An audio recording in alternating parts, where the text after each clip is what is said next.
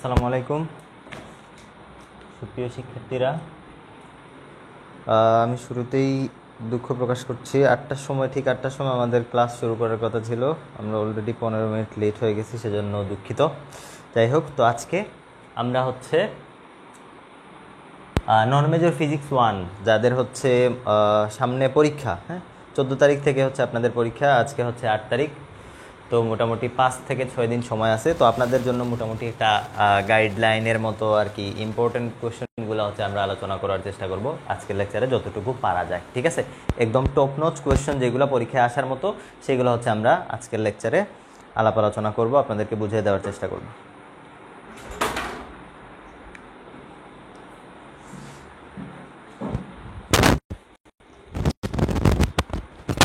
তার আগে আপনারা হচ্ছে যারা এই মুহূর্তে ক্লাসে জয়েন করেছেন, আমার কথাবার্তা শোনা যাচ্ছে কিনা এবং দেখা যাচ্ছে কিনা এটা আমাকে একটু দয়া করে জানাবেন, তাহলে আমরা আজকের ক্লাস শুরু করে দিব।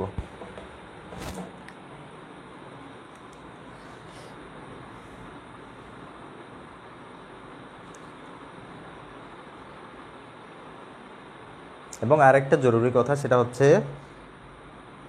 আপনারা সবাই নিজেদের টাইম লাইনে ভিডিওটা শেয়ার করে রাখবেন, তাহলে পরবর্তীতে খুঁজে পেতে মানে সুবিধা হবে আপনাদের। তা না হলে পরীক্ষার আগে মনে করেন হঠাৎ করে কোনো একটা প্রশ্ন আপনার দেখার মনে চাইলো বা দরকার হইলো, তখন আপনি ভিডিওটা খুঁজে পাবেন না। পেজ থেকে অনেক সময় ভিডিও চলে যায় বা হচ্ছে অনেক পেছনে চলে যায়, ডেইলি অনেক পোস্ট করা হয়। তো ওকে, সো তাসনিম ফেরদৌস, আসসালামু আলাইকুম। ওয়ালাইকুম আসসালাম আপু। এমডি আসাদুল হক। আচ্ছা, কথাবার্তা ঠিক আছে কিনা, আমার কথা শোনা যাচ্ছে কিনা, বোর্ড দেখা যাচ্ছে কিনা একটু আমাকে জানান, তাহলে আমি আজকের ক্লাস শুরু করে দিব, ঠিক আছে?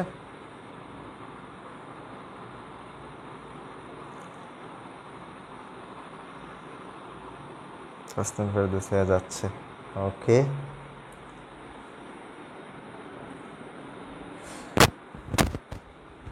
আচ্ছা, তাহলে সব ঠিকঠাক আছে না? ফারজানা ফেরদৌস, আসসালামু আলাইকুম। ওয়ালাইকুম আসসালাম আপু, কি অবস্থা? সাউন্ড ঠিক আছে, ওকে। আচ্ছা, এখন প্রথমেই কিছু কথা বলি। কথা হচ্ছে যে আপনাদের ফিজিক্স 1-এর সাজেশন, ফিজিক্স 1, ফিজিক্স 2, সেকেন্ড ইয়ারের ফিজিক্স 3 সব কিছুর সাজেশন কিন্তু আমরা অলরেডি দিয়ে দিছি, ঠিক আছে? সাজেশনগুলো কিন্তু আমাদের ফ্রি, একদম ফ্রিতে অ্যাভেলেবল। সাজেশনগুলো হচ্ছে একদম ফ্রি অ্যাভেলেবল। কোথায় অ্যাভেলেবল আছে? আমাদের ইউটিউব চ্যানেলে আছে, পাই ম্যাথ ক্লাব ইউটিউব চ্যানেলে পাবেন, অথবা আমার ফেসবুক পেজে পেয়ে যাবেন। আমার Facebook page national physics point লিখে সার্চ করলে, ফিজিক্স পয়েন্ট এটা লিখে যদি সার্চ করেন তাহলে হচ্ছে আপনারা সাজেশনের ভিডিও পেয়ে যাবেন এবং ফেসবুক পেজে হচ্ছে সাজেশনের ছবি পেয়ে যাবেন। তাছাড়া আজকে হচ্ছে পাই ম্যাথ ক্লাবের পেজ থেকে সাজেশনের ছবি পোস্ট করা হয়েছে, সো সেখান থেকে দেখে নেবেন। আমি হচ্ছে খুব সুন্দরভাবে সাজেশনগুলোর পাশে লিখে রাখছি যে কোনটা 100% ইম্পর্টেন্ট, কোনটা 95% ইম্পর্টেন্ট, সেই অনুযায়ী গুরুত্ব বুঝে বুঝে হচ্ছে আপনারা পড়বেন, ঠিক আছে? তো আমি সাজেশন নিয়ে এখানে আলোচনা করব না, আমি ধরে নিব যে আপনারা সবাই হচ্ছে সাজেশনটা ওখান থেকে দেখে নেবেন আলাদা করে। সেকেন্ড কথা হইলো, আজকের ক্লাসে আমরা তো হচ্ছে পরীক্ষায় আপনারা হচ্ছে প্রথমবার ফিজিক্স পরীক্ষা দিচ্ছেন, তাই না? ফিজিক্সে কিন্তু আপনি শুধু যদি ইকুয়েশন লিখেন তাইলে কিন্তু মার্ক পাবেন না। শুধু ইকুয়েশন লিখলে মার্ক পাবেন না, ইকুয়েশনের পাশে ব্যাখ্যাগুলো লিখতে হয়। তো আমরা তো হচ্ছে একদম আজকের ক্লাসে পুরোপুরি একদম লাইন বাই লাইন হচ্ছে ব্যাখ্যাগুলো আলোচনা করব না। আমরা হচ্ছে শুধু যে জিনিসগুলো বোঝার জিনিসগুলো হচ্ছে আপনাদেরকে বুঝিয়ে দেওয়ার চেষ্টা করব। ইম্পর্টেন্ট কোয়েশ্চেনগুলো পিক করব, যেগুলো পরীক্ষায় আসার জন্য খুব বেশি ইম্পর্টেন্ট, সেগুলো পিক করব এবং বুঝিয়ে দিব যে কোন কোন জিনিসগুলো আপনার পরীক্ষার খাতায় মাস্ট উল্লেখ করতে হবে। আর বাকি যে বাংলা কথাগুলো, বাকি যে বাংলা ব্যাখ্যাগুলো, সেগুলো হচ্ছে আপনাদেরকে ক্লাস শেষে এই পেজেই, পাই ম্যাথ ক্লাবের পেজেই হচ্ছে আপনারা পিডিএফ পেয়ে যাবেন, ঠিক আছে? আমাদের যে হ্যান্ড রিটেন যে নোট আছে, হ্যান্ড নোটের পিডিএফ হচ্ছে আপনারা পেয়ে যাবেন, ওকে? তাহলে এই হচ্ছে ভূমিকা, আর কথা না বলি। এমডি মাসুদ রানা, সব ঠিক আছে? ঐশী বলছে সব ঠিক আছে ভাইয়া। এস আর শান্ত ভাই, আপনি ডিজিটাল বোর্ডে ক্লাস নেন না কেন? গরিব মানুষ ভাই, টাকা নাই ডিজিটাল বোর্ড কেনার। তাসমিন ফেরদৌস, ভাইয়া ফিজিক্সে ম্যাথ কম দেখলাম সাজেশনে, বেশিরভাগ রাশিমালা প্রমাণ। ভালো কথা বলছেন। সাজেশনে হচ্ছে আমি ম্যাথ বা গাণিতিক অংশ সাজেশনে দেই নাই, কারণ হচ্ছে গাণিতিক অংশ থেকে সাজেশন দেওয়া খুবই টাফ, বুঝছেন? গাণিতিক অংশ হচ্ছে আপনাদেরকে কি বলে, আগের আমাদের 2টা লাইভ আছে, গাণিতিকের উপরে নন মেজর ফিজিক্স 1-এর উপরে আগের 2টা লাইভ আছে, ভালো কথা বলছেন। সাজেশনের ভিতরে গাণিতিক অংশটা মিসিং, গাণিতিক অংশটা এখানে নাই। গাণিতিকের জন্য আলাদা 2টা লাইভ ক্লাস আছে, 2টা লাইভ ক্লাস আছে। এটা আপনারা কোথায় পাবেন? পাই ম্যাথ ক্লাবের ইউটিউব চ্যানেলে সেগুলো আপলোড করা আছে। পাই ম্যাথ ক্লাবে একটু যদি কয়েকদিন গত সপ্তাহের ভিডিওগুলো ঘাটাঘাটি করেন তাহলে 2টা লাইভ ক্লাস পাবেন, সেইখানে হচ্ছে আমরা গাণিতিক অংশ নিয়ে আলোচনা করছি। সো ওই 2টা লাইভ ক্লাস যদি আপনি দেখেন, 2 ঘন্টা বা 2.5 ঘন্টার ভিডিও হবে, পুরা বইয়ের যত গাণিতিক সমস্যা আছে সব সমস্যা আপনার ক্লিয়ার হয়ে যাবে, আলাদা করে মুখস্থ করা লাগবে না। অঙ্ক কি মুখস্থ করার জিনিস? আমি সব নিয়মগুলো বলে দিছি, সেই নিয়ম অনুযায়ী আপনারা হচ্ছে বুঝে যাবেন যে কোথায় কি হবে না হবে, ঠিক আছে? সো গাণিতিক অংশের জন্য হচ্ছে আপনারা আগের পাই ম্যাথ ক্লাবের চ্যানেলে যাবেন, গিয়ে আগের 2টা লাইভ ক্লাস দেখবেন, যে ভিডিও শিরোনাম দেওয়া আছে নন major physics 1 marathon class 1 marathon 2, ওইরকম নামে 2টা ভিডিও দেওয়া আছে। ওকে, ঐশী থ্যাঙ্কস ভাইয়া। তাসমিন ফেরদৌস ভাইয়া, আপনার পেজ কোনটা? আমার পেজ হচ্ছে এই যে এটা, এটা ন্যাশনাল ফিজিক্স পয়েন্ট, এটা লিখে সার্চ করলে পাবেন। এমডি বায়েজিদ হোসাইন, নামাজের বিরতি দিবেন। সরি ভাইয়া, এইটা হচ্ছে আমাদের ফিজিক্সের ক্লাসগুলো অনেক লম্বা হয়, তো এই জন্য আমি হচ্ছে 9টারটা ক্যান্সেল করে 8টায় নিয়ে আসছি, বুঝছেন? যে 9টায় হলে অনেক সময় দেখা যায় 2-2.5 ঘন্টা ক্লাস লম্বা হয়ে যায়, এই জন্য 8টায় নিয়ে আসছি।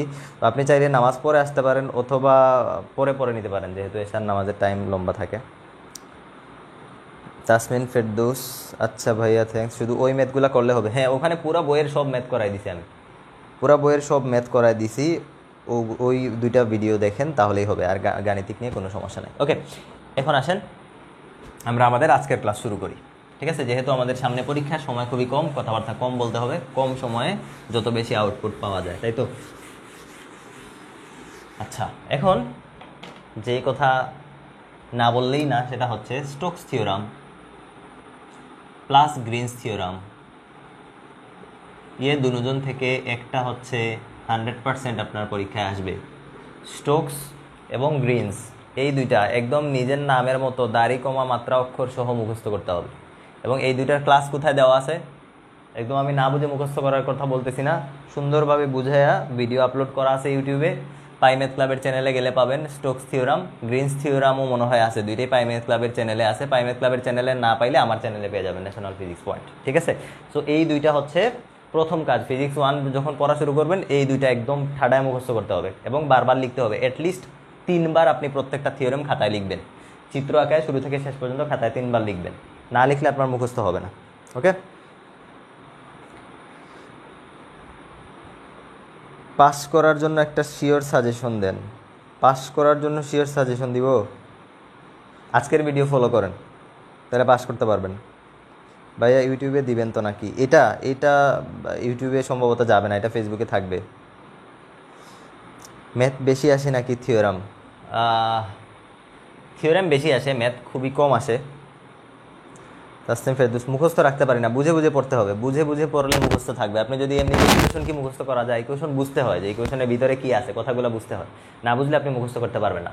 তাহলে কি বললাম, এই 2টা থেকে হচ্ছে আপনি ফার্স্টে প্রথম অধ্যায়ের জন্য ভেক্টর অ্যালজেব্রা বা ভেক্টর জ্যামিতি থেকে হচ্ছে আপনার এই 2টা মাস্ট পড়তে হবে। আচ্ছা, এরপরে এখানের মধ্যে কিছু প্রুফ আছে, কিছু ম্যাথ আছে, যেই ম্যাথগুলো আপনার এই 3টা ম্যাথ আমি এখানে লিখতেছি, এগুলো সাজেশনে দেওয়া আছে। Del square 1/r equal to হচ্ছে 0, এই প্রুফটা পরীক্ষায় আসবেই। মনে করেন del square 1/r equal to হচ্ছে 0, আর একটা হচ্ছে ডেল ডট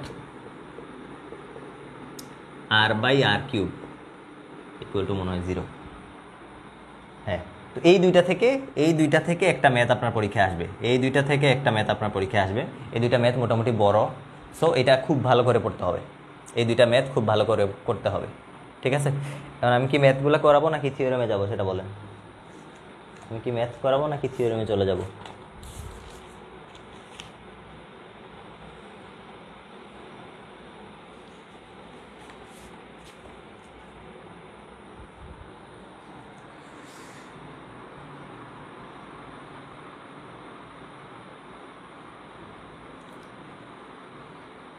ভিডিও তো উল্টা দেখাচ্ছে, আমি ফোন দিয়ে ভিডিও করতেছি তো এই জন্য মনে হয় দেখাচ্ছে। ভাইয়া 2 নাম্বারটা করিয়ে দেন, অনেক কঠিন এটা।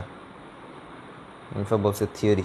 আচ্ছা, এখন এই যে 2 নাম্বারটা, এটা ডেল ডট r/r কিউব, এটা অনেক কঠিন। আচ্ছা, তাহলে এইটা করাই দিই। এটা হচ্ছে আপনারা নিজেরা করবেন। এই যে 2 নম্বরটা করে দিচ্ছি আমি, del dot R by R cube, del dot R by R cube. এটা কঠিন বলতে কি অনেক বড় আর কি, এই জন্য অনেকের কাছে কঠিন লাগে। কঠিন বলতে কিছু নাই, ম্যাথ কি কঠিন? ম্যাথ দুনিয়ার সবচেয়ে সহজ জিনিস। ম্যাথ করান ভাইয়া। জ্যোতি ইসলাম বলছে থিওরি, উর্মি বলছে থিওরি দাদা, মরিয়ম বর্ষা থিওরেম করান। ম্যাথ 2টা দেখায়, থিওরেম শুরু করলে উপকৃত হব। ম্যাথগুলা কোথায় পাবো ভাইয়া? ম্যাথগুলা কোথায় পাবেন? ম্যাথগুলা তো হচ্ছে কোথাও পাবেন না, ম্যাথগুলা বইয়ে পাবেন। আচ্ছা আমি হচ্ছে এই 2 নম্বর ম্যাথটা করাই দিচ্ছি, উপরেরটা আপনারা নিজেরা করবেন। আচ্ছা 2 নম্বর ম্যাথটা দেখাই, তারপরে হচ্ছে আমরা থিওরেমে চলে যাব। 2 নম্বর ম্যাথ কি ছিল? Del dot R by R cube, del dot R divided by R cube equal to 0, এটা আমাদের প্রমাণ করতে হবে। তো প্রথমে আর হচ্ছে কি আমাদের অবস্থান ভেক্টর, তাই তো? তো আর সম্পর্কে একটু পরিচয় রাখতে হবে যে আর কি জিনিস। আর ভেক্টর ইকুয়াল টু হয় X I cap plus Y J cap plus Z K cap, এটা হচ্ছে আর ভেক্টর, ঠিক আছে? তো আমি যদি আর ভেক্টরের মান লিখি, আর ভেক্টরের মান ইকুয়াল টু তাহলে কি লিখা যাবে? রুট ওভার আয়ের সহগের স্কোয়ার প্লাস জে এর সহগের স্কোয়ার প্লাস কে এর সহগের স্কোয়ার। যদি আর কে স্কোয়ার করি তাহলে কি পাবো? আর স্কোয়ার, উভয় পক্ষে স্কোয়ার করলাম, তাহলে রুট আর স্কোয়ার ক্যান্সেল হয়ে যাবে, তাহলে কি থাকবে? X square plus Y square plus Z square, তাই তো? এটা থাকবে। এটা কিসের মান? আর স্কোয়ারের মান। যদি আমি আর কে কিউব করতাম তাহলে কি পাইতাম? X square plus Y square plus Z square, তার উপরে রুট, তার উপরে কি আসতো? কিউব আসতো। এটা ইকুয়াল টু কি লেখা যায় খেয়াল করেন, X square plus Y square plus Z square, root মানে কত? 1/2, তার উপরে আছে কত? 3 গুণ। এই সূচকের নিয়ম অনুযায়ী আমরা জানি যে 2টা পাওয়ার যদি পরপর থাকে তাহলে পাওয়ারগুলো কি হয়ে যায়? গুণ হয়ে যায়। তাহলে এখান থেকে ফাইনালি আমরা যেটা পাবো, x square Y square Z square to the power কত? 3/2। এতটুকু বলেন তো বুঝছেন কিনা?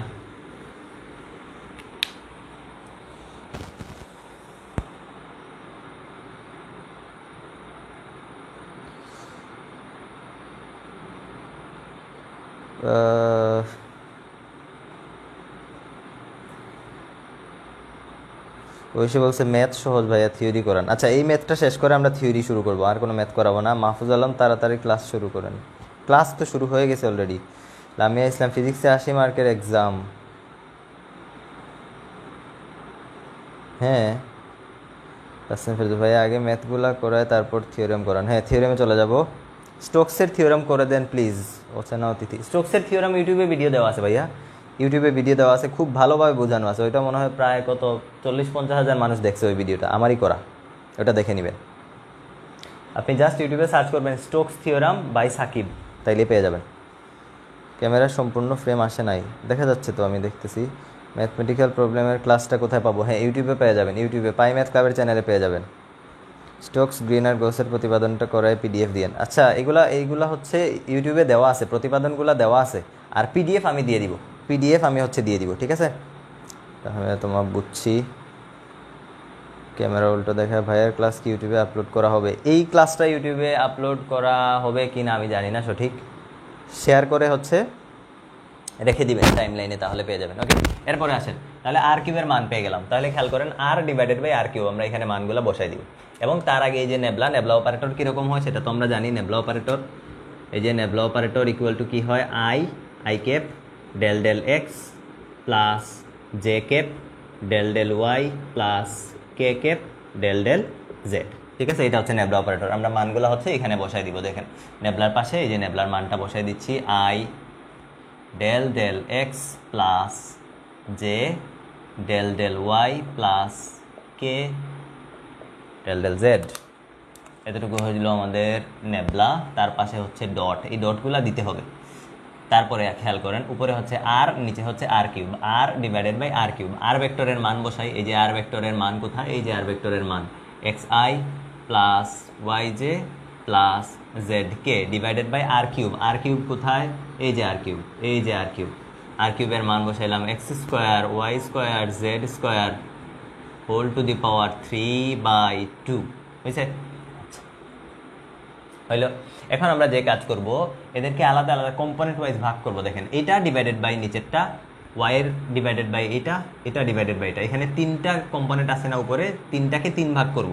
একবার এটা ডিভাইডেড বাই নিচেরটা, মাঝেরটা ডিভাইডেড বাই নিচেরটা, লাস্টেরটা ডিভাইডেড বাই নিচেরটা, এটা লিখবো।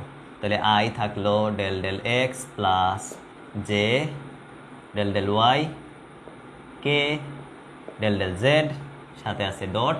এদেরকে আমরা এখন 3 টুকরা করে ফেলবো। 3 টুকরা কীভাবে করবো দেখেন, এক্স আই, বা আমরা চাইলে আইটাকে পাশে রাখতে পারি অথবা সামনেও নিয়ে আসতে পারি, কোনো সমস্যা নাই। নিচে থাকবে x square plus Y square plus Z square to the power কত 3/2 প্লাস জেটাকে নিয়ে আসলাম সামনে, এই যে জেটাকে নিয়ে আসলাম সামনে, ওয়াই ডিভাইডেড বাই নিচের এইটা, তাহলে ওয়াই ডিভাইডেড বাই নিচে যা আছে তা টু দি পাওয়ার 3/2 প্লাস কে, এবং এখানে থাকলো z x square plus Y square plus Z square to the power 3/2। এতটুকু বোঝা গেছে, এখানে আমরা নতুন কোনো কিছু করি নাই, বুঝতে পারছেন?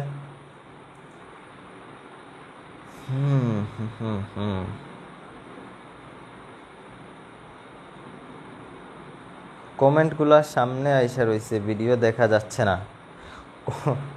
আচ্ছা, কমেন্টগুলো যে সামনে এসে রয়েছে, কমেন্টের উপরে বাম দিকে বা ডান দিকে স্ক্রল করেন, বাম দিকে অথবা ডান দিকে ধাক্কা দেন, তাহলে কমেন্টগুলো সরে যাবে। আচ্ছা,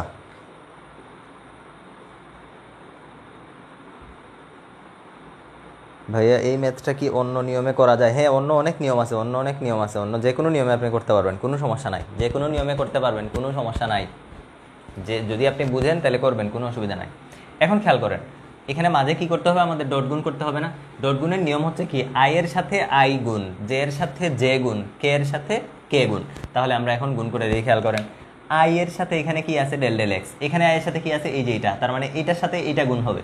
তাহলে খেয়াল করেন, আমি লিখতেছি এখন ডেল ডেল এক্স সাথে হচ্ছে এই যে এটা, এটাকে গুণ করে দিতে হবে। উপরে হইলো এক্স আর নিচে চলে আসবে x square Y square Z square to the power কত 3/2 হয়েছে। তাহলে এই যে এক্স এর সাথে এইটা, এক্স এর সাথে এই এক্স এর অংশ গুণ হয়ে গেল, প্লাস ওয়াই এর সাথে ওয়াই এর অংশ গুণ হয়ে যাবে। তার মানে ডেল ডেল ওয়াই, ভিতরে চলে আসবে y divided by x square Y square Z square whole to the power 3/2 plus same z এর সাথে জেড এর অংশ গুণ হয়ে যাবে।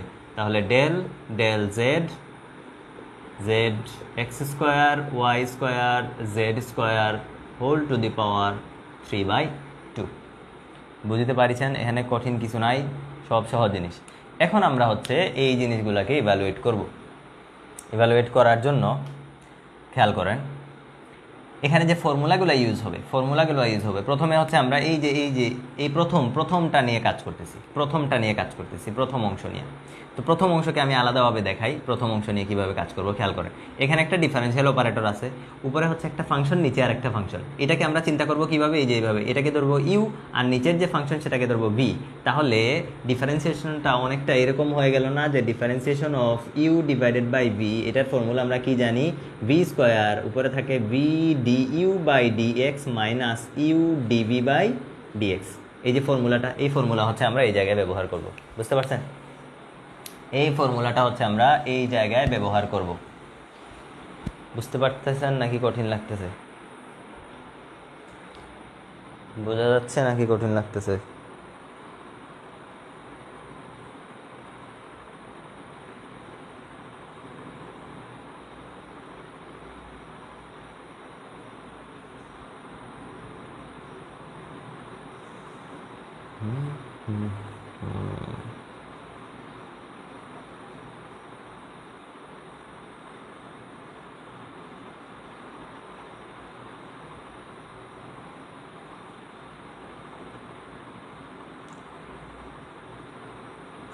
সীমা আক্তার ক্লিয়ার, মারিয়া বর্ষা বুঝতেছি, ওকে।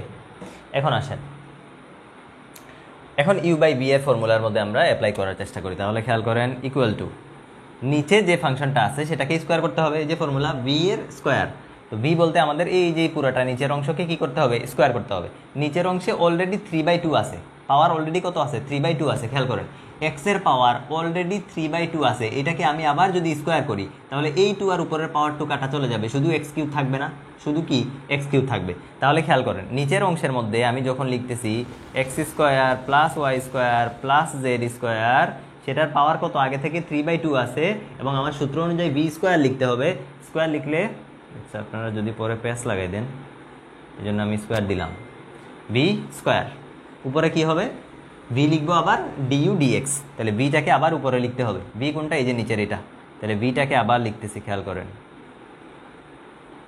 বিটাকে আবার লিখলাম, সাথে কি লিখতে হবে ডিইউ ডিএক্স, তার মানে ইউ এর ডিফারেন্সিয়েশন, ইউ কোনটা এই যে উপরেরটা এক্স, এক্স এর ডিফারেন্সিয়েশন কত, এক্স এর রেসপেক্টে এক্স এর ডিফারেন্সিয়েশন হচ্ছে কত 1, এই যে লিখে দিলাম ডিফারেন্সিয়েশন 1, মাঝে দিতে হবে মাইনাস, এই যে মাঝে দিলাম মাইনাস, তারপরে কি লিখতে হবে ইউকে রেখে বিকে ডিফারেন্সিয়েট করতে হবে, ইউকে রেখে দিব, ইউকে এই যে রেখে দিলাম, ইউকে রেখে দিলাম, রেখে বিকে ডিফারেন্সিয়েট করব, মানে নিচের অংশকে ডিফারেন্সিয়েট করব।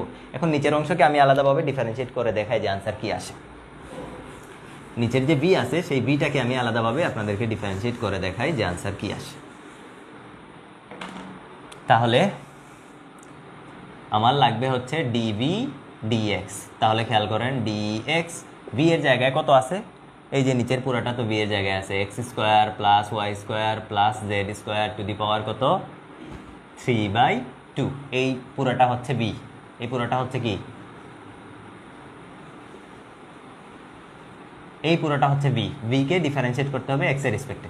তো ডিফারেন্সিয়েশন করি আমরা, এই পুরোটাকে চলক বিবেচনা করি, চলকের মাথায় পাওয়ার কত আছে 3/2, আমরা জানি ডিফারেন্সিয়েশন করলে মাথার পাওয়ার সামনে আসে এবং পুরোটার পাওয়ার 1 কমে যায়, তাই না, N x two the power n - 1, N x two the power n - 1, মাথার পাওয়ার সামনে এবং উপরে পাওয়ার 1 কমে যায়। তাহলে 3/2 থেকে 1 কমান, 3/2 মানে কত, 3/2 থেকে 1 কমাইলে হাফ থাকে, 3/2 থেকে 1 কমাইলে কত থাকে হাফ থাকে, তাহলে এতটুকু হইলো। এখানে কি আমাদের ডিফারেন্সিয়েশন শেষ না, এখানে চেইন রুল অ্যাপ্লাই হবে। কি চেইন রুল অ্যাপ্লাই হবে, এক্স এর জায়গায় যদি এক্স থাকতো তাহলে ডিফারেন্সিয়েশনের আনসার এতটুকুই হয়ে যেত, কিন্তু এক্স এর জায়গায় এক্স নাই, এই বিশাল জিনিস আছে, তাহলে এই জিনিসকে আবার ডিফারেন্সিয়েট করতে হবে, তাহলে আবার এক্স এর রেসপেক্টে ভিতরে যারা আছে তাদেরকে আবার ডিফারেন্সিয়েট করিতে হইবে, বোঝা গেল। তাহলে এখান থেকে আমরা পাচ্ছি X square Y square Z square power হইল 1/2, এক্স এর রেসপেক্টে এক্স স্কোয়ারের ডিফারেন্সিয়েশন কত 2x, আর বাকিগুলোর ডিফারেন্সিয়েশন কত 0, কারণ আমরা ডিফারেন্সিয়েশনটা করতেছি কিসের, এই যে পার্শিয়াল ডিফারেন্সিয়েশন, পার্শিয়াল ডিফারেন্সিয়েশন, তাহলে বাকিদের ডিফারেন্সিয়েশন কত হয়ে যাবে 0, মানে +0, তো বাকিগুলো তো আর লেখা লাগে না। 2x দেখেন নিচের 2 উপরের 2 কাটা চলে যায়, তাহলে এখানে শুধু কি থাকে, এখানে শুধু কি থাকে x থাকে না, এখানে শুধু কি থাকে দেখেন 3 সাথে হচ্ছে x, তাহলে 3x times x square plus Y square plus Z square to the power 1/2, এরকম একটা টার্ম থাকে। বুঝতে পারছেন কিনা বলেন, এতটুকু বোঝা গেছে কিনা বলেন।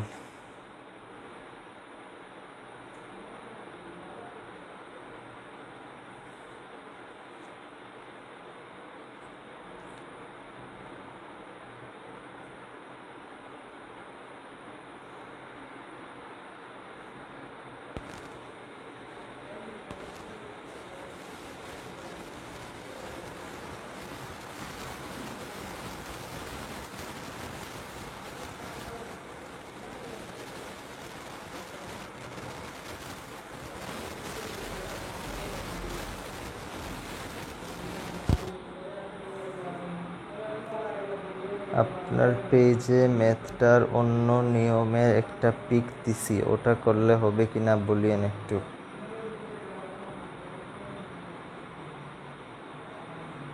এক একটা ম্যাথ বা থিওরি শেষ হওয়ার পর কমেন্ট দেখলে ভালো হতো। আচ্ছা ওকে। স্যারের পরিচয় দিয়ে কি করবেন? তাসমিন ফেরদৌস ভাই, আপনার পেজে একটা ম্যাথ অন্য নিয়মে ছবি দিছি, যে কোনো নিয়মে করলে হবে, কোনো সমস্যা নাই। বুঝছি, ক্লিয়ার, বুঝছি, ওকে। এখন তাহলে আমরা ফাইনাল কি পাইলাম 3, আর এখানে কি আছে x, তাহলে 3x আর ব্র্যাকেটের ভিতরে এই যে এই টার্মটা এত টু দি পাওয়ার হাফ, এই পুরাটা তাহলে কি dv/dx না, তাহলে এই যে খেয়াল করেন মাইনাস ইউ dv/dx, dv/dx এর মান হচ্ছে এই যে এটা, তাহলে এই মানটা এখানে বসে যাবে। তাহলে এইটা যদি এখানে এসে গুণ হয়, খেয়াল করেন অলরেডি একটা x আছে, সেটা এখানে গুণ হয় কি হয়ে যাবে 3x স্কোয়ার, তাই না, তাহলে এই যে আমি মানটা বসাচ্ছি 3x স্কোয়ার, সাথে থাকবে x square plus Y square plus Z square to the power 1/2। বুঝতে পারছেন কিনা, এতটুকু বোঝা গেছে কিনা? এটা কি আমরা এইটা থেকে এটা পাইছি না, এইটা থেকে এটা পাইছি। সিমিলার নিয়মে আমি যদি এইটাকে করতাম সেম আনসার আসতো, শুধু এক্স স্কোয়ারের জায়গায় ওয়াই স্কোয়ার হবে। সেম এইটারও আনসার আসবে, এক্স স্কোয়ারের জায়গায় শুধু কি আসবে, জেড স্কোয়ার আসবে। আমি লিখি দেখেন, প্লাস মাঝের অংশের জন্য, এখন মাঝের অংশের জন্য নিচে যা আছে হুবহু তাই থাকবে, x square plus Y square plus Z square, power হচ্ছে কত 3/2 এবং তার মাথায় আছে পাওয়ার স্কোয়ার। এখানে যা আছে তা থাকবে, অর্থাৎ X square plus Y square plus Z square whole to the power 3/2 minus 3, এখানে ছিল এক্স স্কোয়ারের জায়গায় দিলাম ওয়াই স্কোয়ার, ব্র্যাকেটের ভিতরে আসবে x square Y square Z square whole to the power half, plus পরের অংশ জেড এর জন্য সেম, নিচে x Y Z 3/2 whole to the পাওয়ার 2, এবং উপরে কি থাকবে, x square Y square Z square whole to the power 3/2 minus 3 Y ছিল, এখানে আসবে Z, 3z square x Y Z whole to the power half. কাহিনী খতম।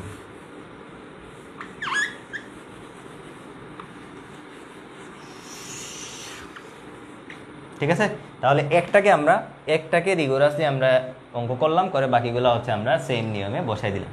বসাই দেওয়ার পরে এখন যা পাওয়া যাবে তাহা হইল এটা আর এটা কাটা, 2 কাটা, নিচের পাওয়ার উপরে 2, নিচের 2 সাথে কাটা যাবে।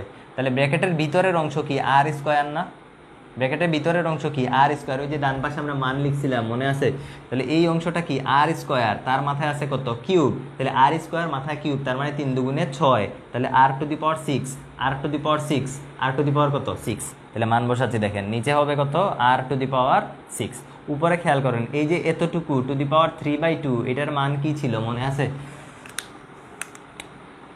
X square Y square Z square whole to the power কত 3/2। এই যে ব্র্যাকেটের ভিতরের অংশ, এতটুকু অংশ কিসের মান ছিল, আর স্কোয়ারের মান ছিল, তার মাথায় আছে 3/2, 2 কাটা, তাহলে উপরে কি থাকে আর কিউব থাকে। তাহলে এই যে এতটুকু অংশ, এটার মান হচ্ছে r cube minus 3x square, এই যে এতটুকু রুট, এই যে হাফ মানে কি রুট না, হাফ মানে কি রুট, আর root over x square Y square Z square, এটার মান ছিল আর, তাহলে এই যে আসলো আর, প্লাস নিচে আসেন এইটার মান আর টু দি পাওয়ার 6, এটা এই যে আগের মতো আর কিউব মাইনাস 3y স্কোয়ার, ব্র্যাকেটের ভিতরে আবার এটা equal to r, plus r to the power 6, এখানে আসবে আর কিউব মাইনাস 3z স্কোয়ার, ব্র্যাকেটের ভিতরে আছে আর। তারপরে আসেন উপরে লিখি, নিচে জায়গা নাই আর, তাহার পরে আমরা যাহা পাইব তাহা হচ্ছে, তাহা কি হচ্ছে,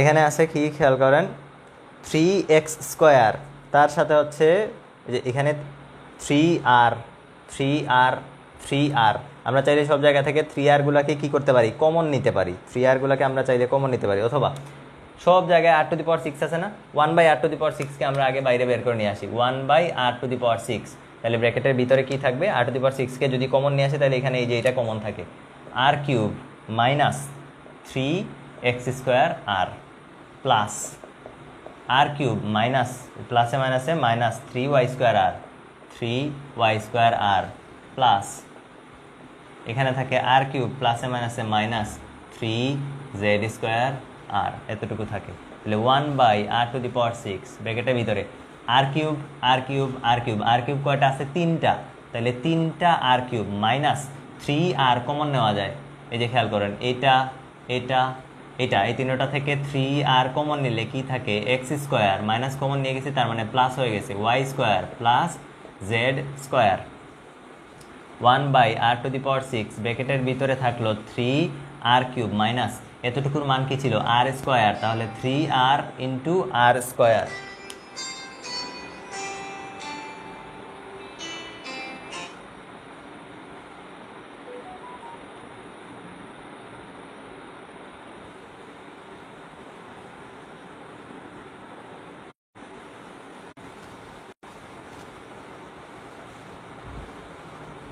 আচ্ছা ঠিক আছে না, ভিডিও হচ্ছে মাঝে কেটে গেছিল, আমার আম্মাজান কল দিয়েছিলেন। আল্লাহ রে, কাটছে নাকি আছে? ঠিক আছে, ভিডিও কি চলতেছে নাকি কেটে গেছে?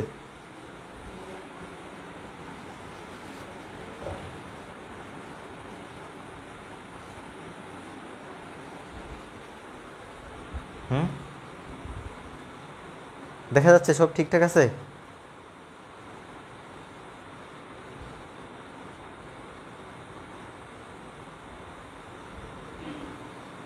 সব কি ঠিকঠাক আছে?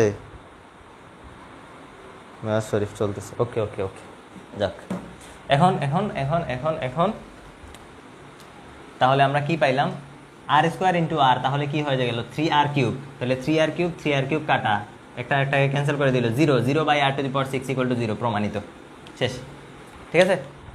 আরে খুদা, কতক্ষণ হইলো একটা অঙ্ক করাইতে? শেষ শেষ। বলেন, বুঝতে পারছেন কিনা? কারো কোনো সমস্যা আছে কিনা বলেন। খুবই সহজ, পানির চেয়েও সহজ, পানির চেয়েও সহজ। পানির মধ্যে hydrogen, oxygen, 2O, chemical bond, বহুত কিছু আছে। এটার মধ্যে এত ঝামেলা নাই।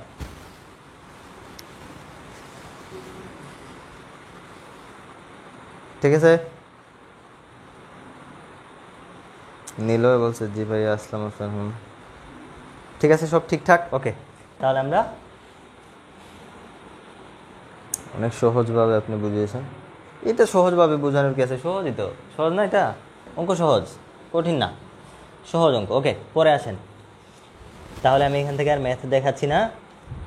ভালো কথা, এখান থেকে কিন্তু একটা থিওরেম আসবে এবং এই কি বলে, কার্ল অথবা ডাইভারজেন্সের একটা ম্যাথ আসবে, অথবা এই যে আমি যে দুইটা ম্যাথ লিখে দিলাম এখান থেকে একটা ম্যাথ আসবে। বুঝতে পারছেন? এই চ্যাপ্টারটা খুবই ইম্পর্টেন্ট, ভেক্টর জিওমেট্রি বা ভেক্টর অ্যালজেব্রা খুবই ইম্পর্টেন্ট, এটা ভালো করে পড়বেন। এখন পরে আসেন, পরে আমরা চলে যাই নেক্সট চ্যাপ্টারে। নেক্সট চ্যাপ্টার হচ্ছে কি? নেক্সট চ্যাপ্টার হচ্ছে মনে হয় কাজ ক্ষমতা শক্তি নাকি?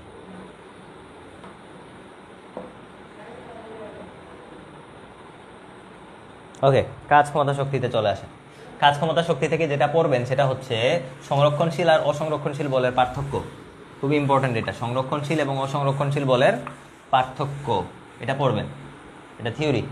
সংরক্ষণশীল এবং সংরক্ষণশীল,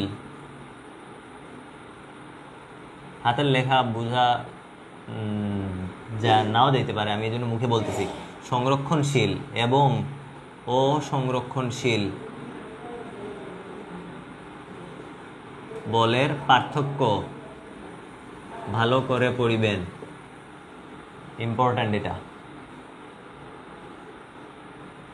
5 স্টার কোয়েশ্চেন। সংরক্ষণশীল এবং অসংরক্ষণশীল বলের পার্থক্য, তার মধ্যে আছে কি? তারপরে আছে কাজ শক্তি উপপাদ্য। কাজ শক্তি উপপাদ্য প্রমাণ, এটা মনে করেন পরীক্ষায় চলে আসছে, 100% ইম্পর্টেন্ট। কাজ শক্তি উপপাদ্য, ওয়ার্ক এনার্জি থিওরাম। এখন ওয়ার্ক এনার্জি থিওরাম দুইটা ভার্সন আপনার কাছে জিজ্ঞেস করতে পারে। ধ্রুব বলের ক্ষেত্রে প্রমাণ করো, পরিবর্তনশীল বলের ক্ষেত্রে প্রমাণ করো। ধ্রুব বলের ক্ষেত্রে বলতে পারে ধ্রুব বলের ক্ষেত্রে, অথবা বলতে পারে পরিবর্তনশীল বলের ক্ষেত্রে। ধ্রুব বল বলতে পারে অথবা পরিবর্তনশীল বলের ক্ষেত্রে বলতে পারে। দুইটাই শিখে রাখতে হবে এবং দুইটাই হচ্ছে খুবই সহজ, বাচ্চাদের জিনিস।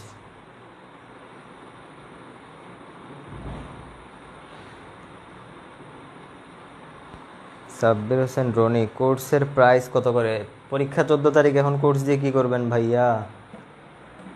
আসেন, ধ্রুব বল আর পরিবর্তনশীল বল তো আমরা দুইটাই দেখাই দেয়। এখন পরীক্ষায় যদি আপনারা উল্লেখ করে না দেয় যে কাজ শক্তি উপপাদ্য কোনটার জন্য তুমি প্রমাণ করবা, তাহলে পরিবর্তনশীলটা করে দিয়ে আসবা। ঠিক আছে? যদি ধ্রুব বলের কথা না বলে, জাস্ট যদি বলে যে কাজ শক্তি উপপাদ্য প্রমাণ করো, তাহলে কোনটা লিখবেন? এই যে পরিবর্তনশীলেরটা লিখবেন। তাহলে খেয়াল করেন, প্রথমে আমরা ধ্রুব বলেরটা একটু দেখে আসি। ধ্রুব বলের ক্ষেত্রে ওয়ার্ক এনার্জি থিওরাম, ধ্রুব বলের ক্ষেত্রে কাজ শক্তি উপপাদ্য। ধ্রুব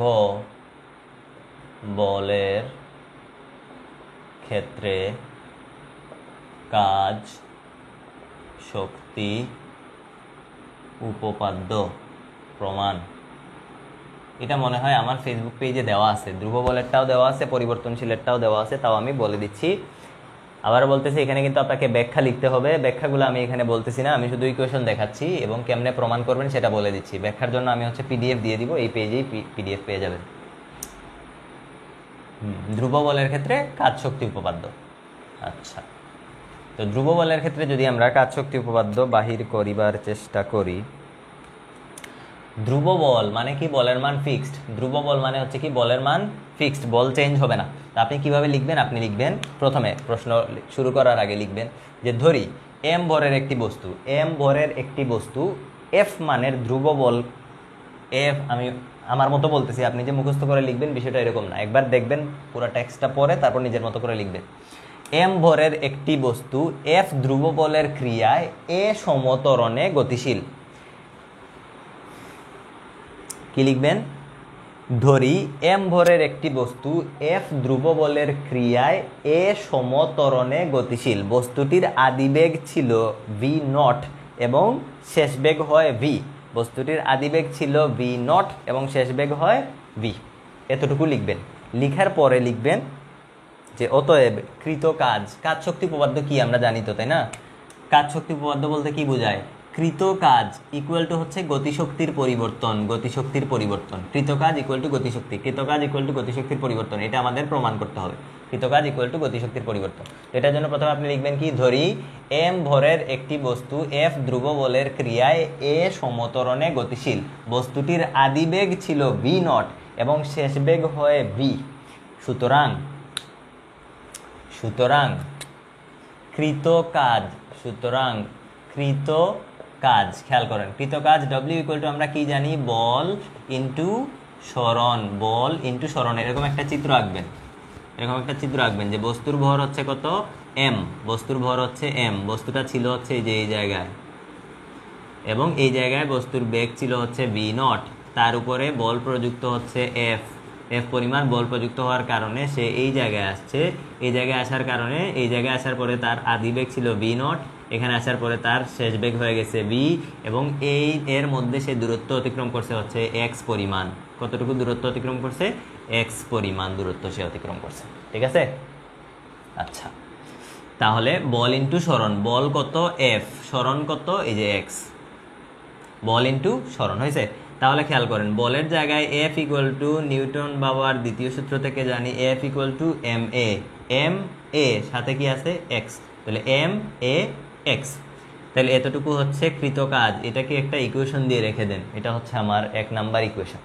এরপরে আমরা কি করব, যে আমরা জানি, তোমরা জানো কি জানি, আমরা গতির সূত্র থেকে জানি V square equal to U square plus twice A S, S মানে সরণ, সরণ কতটুকু এক্স, তাহলে আমরা এখানে কি লিখতে পারি, টুয়াইজ এ এক্স লিখতে পারি। তা আমাদের এই সমীকরণে আমরা এখন আমাদের উদ্দেশ্য হচ্ছে এ এক্স এর মান বসানো। তাহলে এইটা থেকে হচ্ছে আমরা এ এক্স এর মানটাকে যেভাবে হোক উদ্ধার করব। তো এ এক্স এর মানটা উদ্ধার করার জন্য ইউ স্কোয়ারকে বামে পাঠিয়ে দিব, তাহলে V square minus U square equal to twice A X. তাহলে এ এক্স ইকুয়াল টু কি হবে, 2, এখানে গুণ অবস্থায় আছে, বামে ভাগ হয়ে যাবে, তাহলে V square minus U square divided by 2। এটা হচ্ছে আমাদের ইকুয়েশন নাম্বার 2। এ এক্স এর মান কত, এই যে এটা, এ এক্স এর মান কত, এই যে এটা, এ এক্স এর মান সমীকরণ 1 এ বসাই দিব।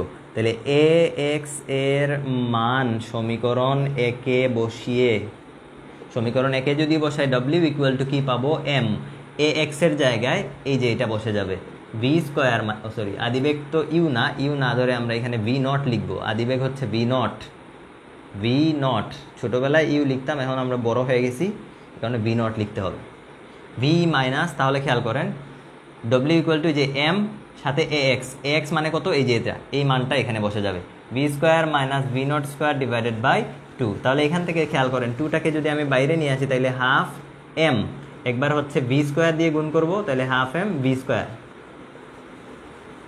লেখা যায়। এটা ইকুয়াল টু কি লেখা যায়, খেয়াল করেন half M V naught square, sorry V square minus half M V naught square, এটা ইকুয়াল টু কি লেখা যায়, হাফ এম ভি স্কোয়ার হচ্ছে ফাইনাল গতিশক্তি, E K final minus E K initial, তার মানে ডেল্টা ই কে। এটাই হচ্ছে আমাদের প্রমাণ, এটাই হচ্ছে আমাদের প্রমাণ ধ্রুব বলের ক্ষেত্রে কাজ শক্তি উপপাদ্য। বলেন বুঝতে পারছেন কিনা?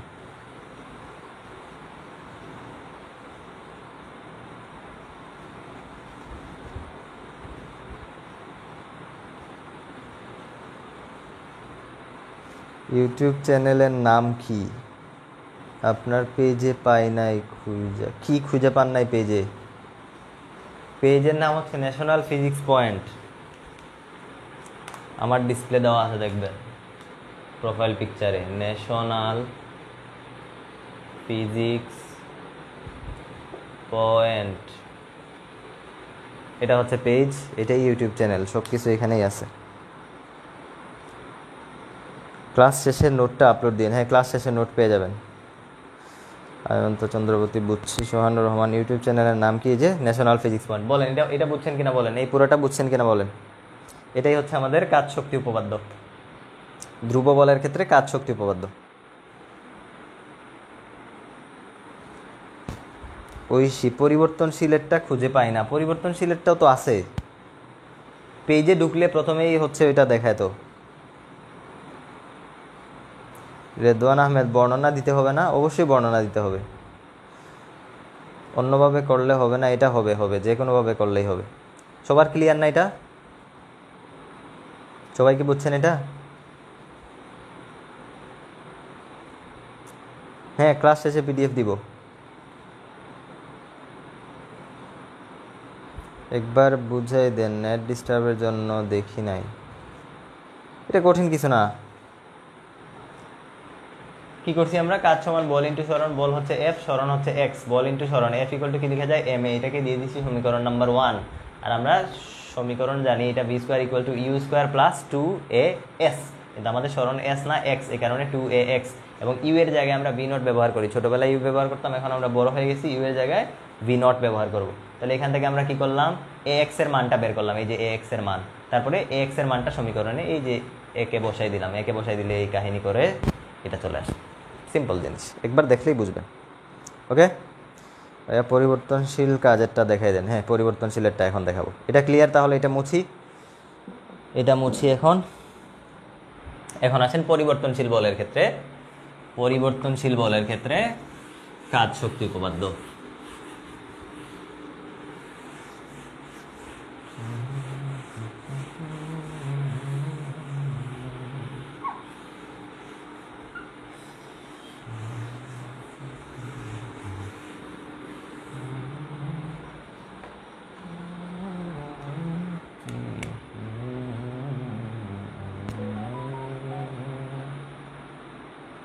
পরিবর্তনশীল বলের ক্ষেত্রে কাজ শক্তি উপপাদ্য, এই দুইটা থেকে একটা প্রশ্ন পরীক্ষায় আসবে। ওকে, এখন আসেন পরিবর্তনশীল বলের জন্য। পরিবর্তনশীল বলের জন্য হচ্ছে আমাদের বের করতে হবে যে কৃত কাজের ইকুয়েশন। পরিবর্তনশীল বলের জন্য কৃত কাজ, তো সেম আগের মতো লিখবেন যে ধরি এম বরের একটি বস্তুর আদি বেগ ভি নট, শেষ বেগ ভি, এবং বস্তুর উপর এফ অফ এক্স, বস্তুর উপর পরিবর্তনশীল বল এফ অফ এক্স ক্রিয়াশীল, বস্তুর উপর পরিবর্তনশীল বল এফ অফ এক্স ক্রিয়াশীল। আমি একবার মুখে বলে দিচ্ছি, ধরি এম ভরের একটি বস্তুর আদিবেগ ভি নট, এম ভরের একটি বস্তুর আদিবেগ ভি নট, এবং বস্তুটির উপর পরিবর্তনশীল বল এফ অফ এক্স ক্রিয়াশীল হয়, বস্তুর শেষ বেগ ভি হয়, এবং বস্তু কর্তৃক অতিক্রান্ত দূরত্ব এক্স। এখানে ছিল আমাদের বস্তুটা, যার ভর ছিল এম এবং তাহার আদিবেগ ছিল ভি নট, তার উপরে বল প্রযুক্ত হয়েছে F of x function, x এর একটা ফাংশন, এবং ফাইনালি হচ্ছে আমাদের বস্তুটা এই জায়গায় এসে পৌঁছাইছে, তার অতিক্রান্ত দূরত্ব হচ্ছে এক্স এবং তার ফাইনাল বেগ হয়েছে ভি। বোঝা গেল? এটা হচ্ছে চিত্রের মধ্যে উল্লেখ করবেন।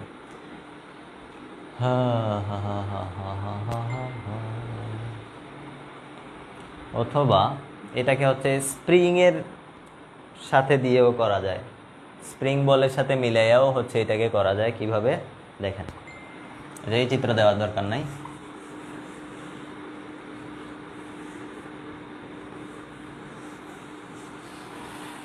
আমি হচ্ছে আরো সহজ করে দিই, মানে যে কোনো নিয়মে করলেই হয় আর কি, যে কোনো একটা নিয়মে করলেই হয়। সব চ্যাপ্টার দেখাবেন আজকে কি সব চ্যাপ্টার দেখাইতে পারবো আল্লাহ জানে।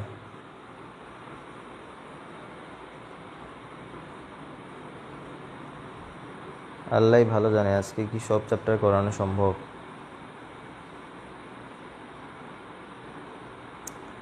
আচ্ছা,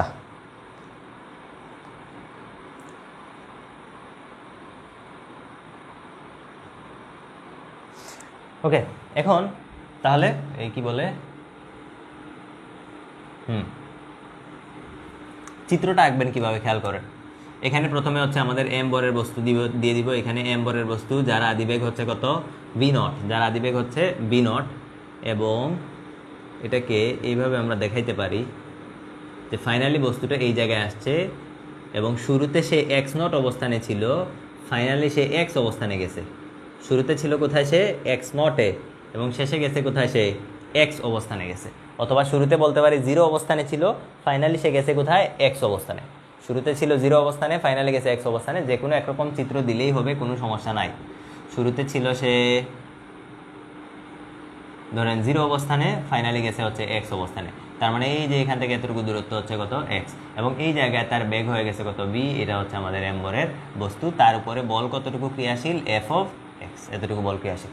এখন খেয়াল করেন, তাহলে আমরা কৃত কাজ বের করব। তো কৃত কাজ আমরা জানি, আমরা কি জানি, এভাবে এখান থেকে শুরু করবেন। আমরা জানি পরিবর্তনশীল বলের ক্ষেত্রে, পরিবর্তনশীল বলের ক্ষেত্রে, সুন্দর করে লেখার টাইম নাই, বলের ক্ষেত্রে কৃত কাজ ডব্লিউ ইকুয়াল টু বল ইন্টু সরণ এফ অফ এক্স ডিএক্স, শুরু থেকে শেষ পর্যন্ত ইন্টিগ্রেশন কই থেকে কত পর্যন্ত, জিরো থেকে এক্স পর্যন্ত, জিরো থেকে এক্স পর্যন্ত ইন্টিগ্রেশনটা করতে হবে। কই থেকে কই পর্যন্ত, জিরো থেকে এক্স পর্যন্ত। অথবা যদি আমি বইয়ে যেরকম লেখা থাকে এক্স নট, তাহলে এক্স নট থেকে এক্স পর্যন্ত করবেন, এক্স নট থেকে এক্স পর্যন্ত। প্রফেশনাল এইটাই করেন, সমস্যা নেই।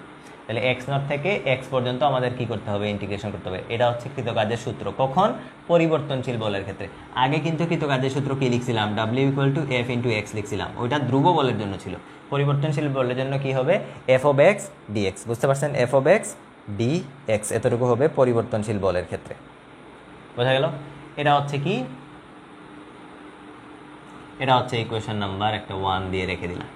এখন আবার আমরা জানি, আমরা কি জানি, F of X equal to কি লেখা যায়, এম এ লেখা যায়, বা এ অফ এক্স লেখা যায়। F of X equal to M A X. এই যে এ বা এটা কি ত্বরণ না, এটা কি ত্বরণ না, ত্বরণ ইকুয়াল টু কি আমরা কি জানি, সেটা ত্বরণ ইকুয়াল টু কি, এক্সকে একবার টাইমের রেসপেক্টে ডিফারেন্সিয়েশন করলে বেগ পাওয়া যায়। এক্সকে যদি দুইবার টাইমের রেসপেক্টে বা বেগকে যদি আবার ডিফারেন্সিয়েশন করা হয় তাহলে ত্বরণ পাওয়া যায়। তাইলে এক্সকে একবার টাইমের রেসপেক্টে ডিফারেন্সিয়েশন করলে বেগ পাওয়া যায়, বেগকে আবার টাইমের রেসপেক্টে ডিফারেন্সিয়েশন করলে ত্বরণ পাওয়া যায়। তাহলে এই যে ত্বরণ, ত্বরণের জায়গায় আমরা কি লিখতে পারি, ডিবি বাই ডিটি। ত্বরণের জায়গায় এটা এক্স লেখার দরকার নাই, এর জায়গায় ডিবি বাই ডিটি লেখা যাবে। তাহলে এই যে লিখলাম ডিবি ডিটি লেখা যায়।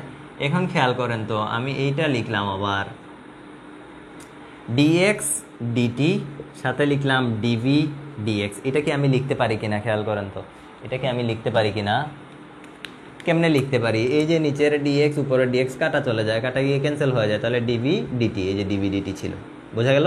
তাহলে আমি এটা উপরে অবশ্যই লিখতে পারি। উপরে নিচে কি করছি আমরা, ডিএক্স দিয়ে গুণ করছি।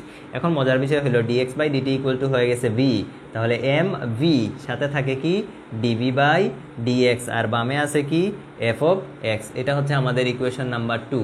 2 এর মান একে বসাবো, 2 এর মান একে বসাবো। তাহলে 2 এর মান বসান একে, ডান দিক মুছতেছি আমি, 2 এর মান একে বসাবো।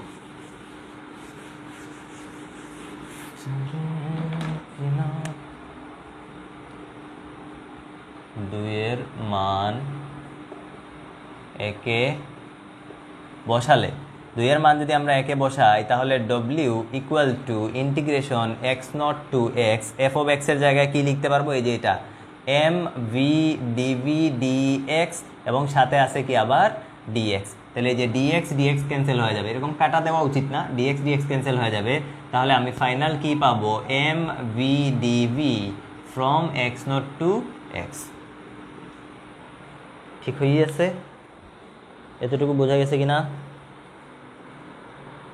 বুঝছেন?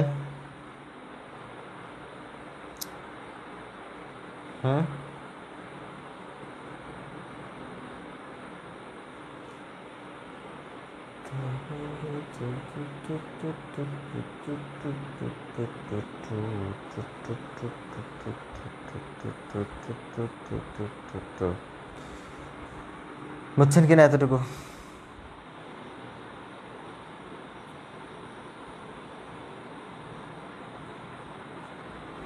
চিত্র না আঁকলে হবে না ভাইয়া, না চিত্র আঁকতে হবে।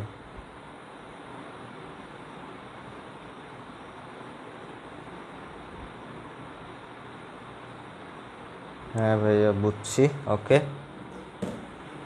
হ্যাঁ, কিন্তু এখানে একটা ভুল আছে, বলেন তো কোথায় ভুল আছে? কেউ বলতে পারবে কিনা দেখি, বলেন তো কোথায় ভুল আছে এই লাইনের মধ্যে? লাস্ট 2 লাইনের মধ্যে একটা ভুল আছে, কেউ দেখি ধরতে পারে কিনা। লাস্ট 2 লাইনের মধ্যে একটা ভুল আছে, বলেন কোথায় ভুল? লাস্ট 2 লাইনের মধ্যে একটা ভুল আছে ভাইয়া, আবার একটু বুঝাই দেন। আবার তো বুঝাই দেওয়া যাবে না ভাইয়া, তুমি পরবর্তীতে হচ্ছে বেঁকে গিয়ে হচ্ছে একটু দেখে নিও আরেকবার, ঠিক আছে? বলেন, এই লাস্টের যে 2 লাইন লিখছি, এই 2 লাইনের মধ্যে একটা ভুল আছে, কোথায় সেই ভুলটা বলতে পারবেন? ভুলটা কোথায় হইয়াছে? এনিওয়ান, কেউ কি বলতে পারবেন ভুলটা কোথায় হবে? হয়েছে আতিকা ইসলাম বলছে হচ্ছে ভি স্কোয়ার হবে। ভি স্কোয়ার না, ভি স্কোয়ার হবে না, ভি ঠিকই আছে। সাইমন সাজিফ দেখি না, বলেন। এই যে এই পাশের যে লাস্টের যে 2 লাইন লিখছি, এই 2 লাইনে ভুল আছে, কেউ ধরতে পারেন কিনা? ধরতে পারা উচিত আসলে। ম্যাক্সিমাম তো আপনাদের হচ্ছে ক্যালকুলাস আছে না, ক্যালকুলাস তো সবারই আছে, মেজর নন মেজর সবারই তো ক্যালকুলাস আছে না? আচ্ছা, এখানে কি ম্যাক্সিমাম ম্যাথ ডিপার্টমেন্টের স্টুডেন্ট? ম্যাক্সিমাম কি ম্যাথের? আপনারা ম্যাক্সিমাম কি ম্যাথের?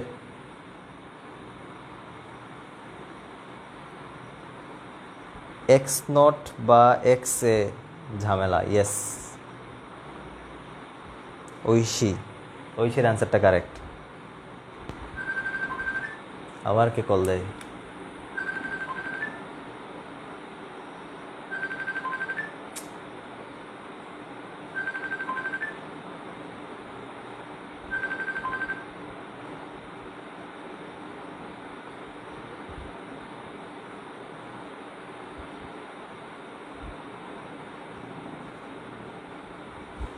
আচ্ছা,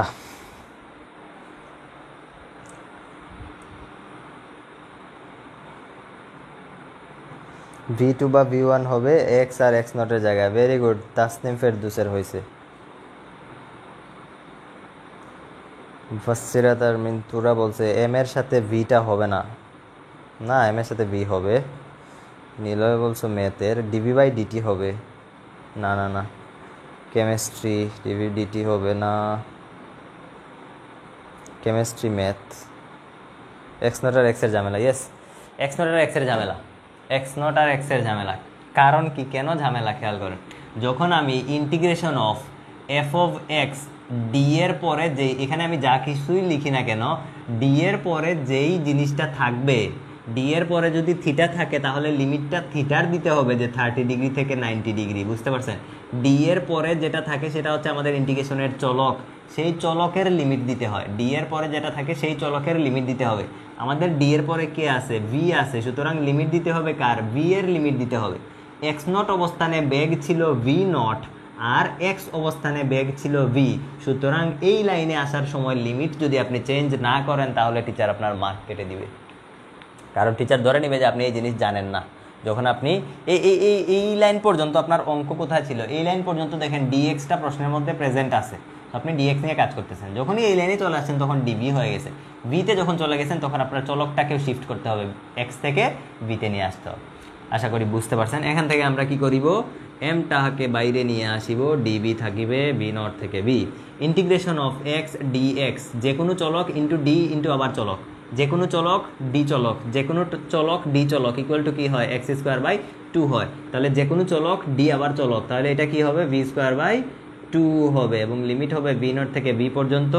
এম প্রথমে আপার লিমিট বসান, তাহলে V square by 2 minus lower limit বসান, বি নট স্কোয়ার বাই 2 হাফকে যদি আমরা কমন নিয়ে আসি তাহলে half M V square minus half M V naught square, সেটা হচ্ছে final kinetic energy minus initial kinetic energy equal to delta kinetic energy. এটাই হচ্ছে আপনার কাজ শক্তি উপপাদ্য। শেষ।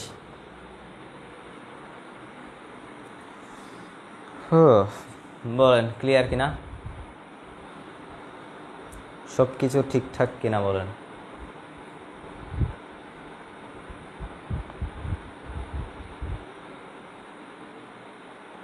সব কিছু ঠিকঠাক বোঝা গেছে সব? আমরা কি তাহলে পরের ম্যাথে যাব? পরের হচ্ছে আমাদের যেটা জানতে হবে সেটা হচ্ছে কে স্প্রিং ধ্রুবক বিশিষ্ট স্প্রিং এর এক্স পরিমাণ সম্প্রসারণে কৃত কাজ নির্ণয় করিতে হইবে। তারপরে ঘূর্ণনশীল বস্তুর গতিশক্তির রাশিমালা এসব পড়তে হবে। ওরে বাবা রে, শেষ? এটা শেষ? বুঝছেন তো সবাই না?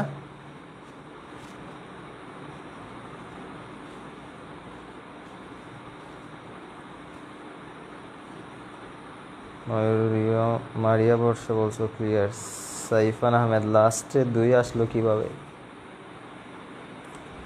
লাস্টে 2 কিভাবে আসলো? এই যে এখান থেকে 2 আসছে, এটা সূত্র, ইন্টিগ্রেশনের সূত্র। Okay next.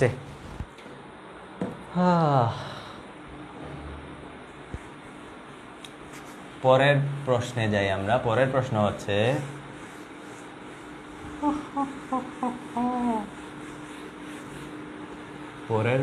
হইল কে স্প্রিং ধ্রুবক বিশিষ্ট একটি স্প্রিংকে এক্স পরিমাণ সম্প্রসারণে কৃত কাজ নির্ণয়।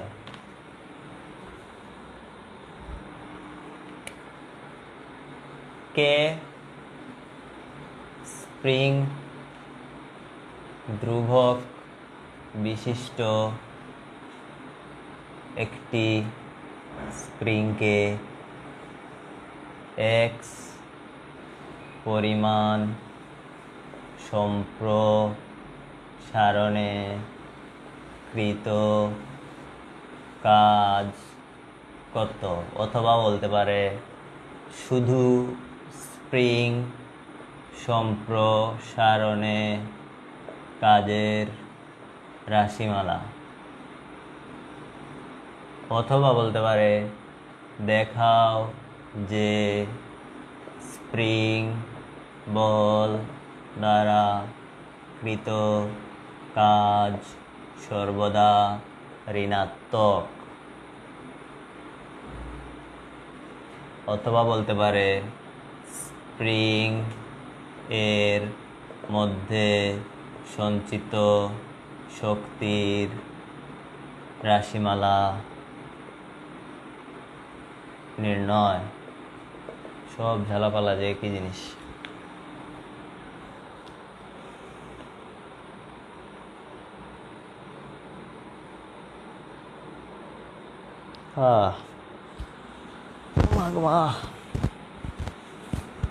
এই সব কিছু কি একই জিনিস, সব সেম জিনিস।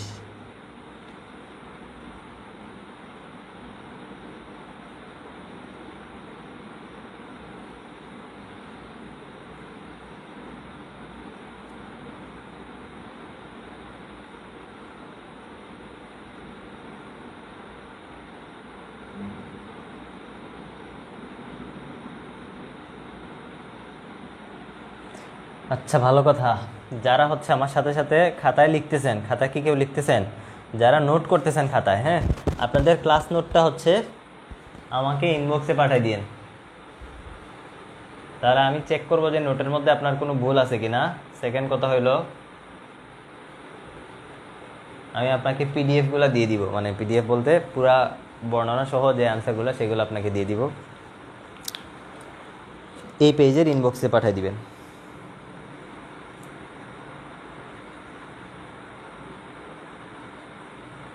তামিম বলছে কি সামনের কয়েকদিনে এই ক্লাস মুখস্থ করে ফেলাম। ভাইয়া ওয়ার্ক এনার্জি থিওরেম আর ধ্রুব বলের জন্য বই একবার স্বীকৃতি একবার স্বীকৃতি হ্রাস এসব কি?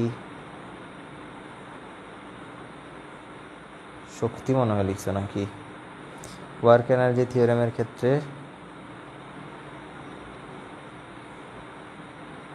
ভাইয়া বুঝি নাই তোমার কথা। আচ্ছা পিডিএফ পেজে দিয়ে দিব। ওকে, এখন আসেন, এই যে ঝামেলাগুলো লিখছি এই ঝামেলাগুলো আমরা এখন সমাধান করি। এখন এখানে অনেকগুলো প্রশ্ন, কিন্তু আসলে উত্তর সেম, কিন্তু উত্তরের মধ্যে হালকা একটু টেকনিক্যাল ঝামেলা আছে। টেকনিক্যাল ঝামেলা কি? যখন আপনাকে বলবে, খেয়াল করেন এই মাঝের প্রশ্নটাতে যখন আপনাকে বলবে দেখাও যে স্প্রিং বল দ্বারা কৃতকাজ সর্বদা ঋণাত্মক, অথবা যদি বলে যে স্প্রিং বল দ্বারা কৃতকাজ নির্ণয় করো, তখন একটু কাহিনী হবে। বাকি সবগুলোর আনসার সেম, খেয়াল করেন বাকি সবগুলোর আনসার সেম কীভাবে। এরকম আপনি একটা স্প্রিং নেবেন, এই যে এতটুকু হচ্ছে আপনার একটা স্প্রিং, এই স্প্রিংয়ের সাথে হচ্ছে একটা ভর জুড়ে দেন, কোনো সমস্যা নাই। ভর হচ্ছে কত? এম ভরের এতটুকু একটা স্প্রিং, সেই স্প্রিংয়ের আদি অবস্থান হচ্ছে এই যে এইখানে, সে হচ্ছে x0 অবস্থানে আছে। সেই স্প্রিংটাকে আপনি হচ্ছে টান দিছেন, সামনের দিকে টান দিছেন এফ বলে বা এফ অফ এক্স বলে। স্প্রিংকে হচ্ছে আপনি ফিক্স মানে টান দিতে পারবেন না, যত লম্বা করতে চাইবেন বল তত বেশি দিতে হবে। তো টান দেওয়ার কারণে স্প্রিংটা এখন মোটামুটি এরকম একটু লুজ হয়েছে, তাই না? অর্থাৎ আগে ছিল কোথায়? এই লাইনে, এখন কোথায় আসছে? এই যে এই লাইনে। তাহলে বর্তমানে সে আছে কোথায়? আগে ছিল x0 অবস্থানে, এখন বর্তমানে সে গেছে হচ্ছে, মনে করেন যে এটাকে ধরেন x=0 ধরতে পারেন, আচ্ছা x ইনিশিয়াল বা x1 ধরেন, আর এটা হচ্ছে ফাইনাল লাইন, সেটা হচ্ছে আপনার x2 লাইন। x2 আগে ছিল x1, এখন হচ্ছে কত? x2। আগে ছিল x1, এখন হচ্ছে কত? x2। তো এই চিত্রটা দিলেন, চিত্র দিয়া স্প্রিং ধ্রুবক কত এটার? এই স্প্রিংয়ের স্প্রিং ধ্রুবক হচ্ছে কে। এখন আপনাকে বের করতে হবে কি? কৃতকাজ। কৃতকাজ ইকুয়াল টু কি জানি আমরা? জানি, লিখবেন যে আমরা জানি কৃতকাজ ডব্লিউ ইকুয়াল টু কি? বল ইন্টু সরণ f of x dx. F of x কি? ডিএক্স। কৃতকাজ এফ অফ এক্স ডিএক্স কই থেকে কই পর্যন্ত সম্প্রসারণ করা হয়েছে? x1 থেকে x2 পর্যন্ত। তাহলে যে এখানে লিখবেন x1 থেকে x2 পর্যন্ত সম্প্রসারণ করা হয়েছে। পরিবর্তনশীল বল যেহেতু, এই কারণে এফ অফ এক্স ডিএক্স। পরিবর্তনশীল বল এই কারণে এফ অফ এক্স ডিএক্স, এবং x1 থেকে x2 পর্যন্ত কি করতে হবে? ইন্টিগ্রেশন করতে হবে।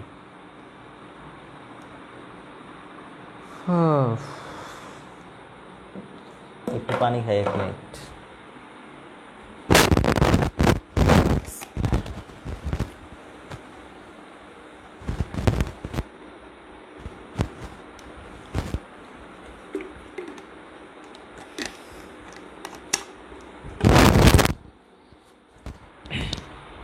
ওকে, এখন আসেন, তাহলে আমরা কৃতকাজের ফর্মুলা লিখলাম এফ অফ এক্স ডিএক্স, ঠিক আছে?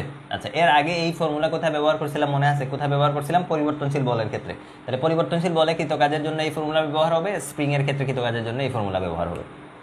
এখন এফ অফ এক্স এর জায়গায় আমরা কি জানি? খেয়াল করেন, হুকের সূত্র অনুযায়ী এখানে সমীকরণ 1 দিবেন। আমরা কি জানি? হুকের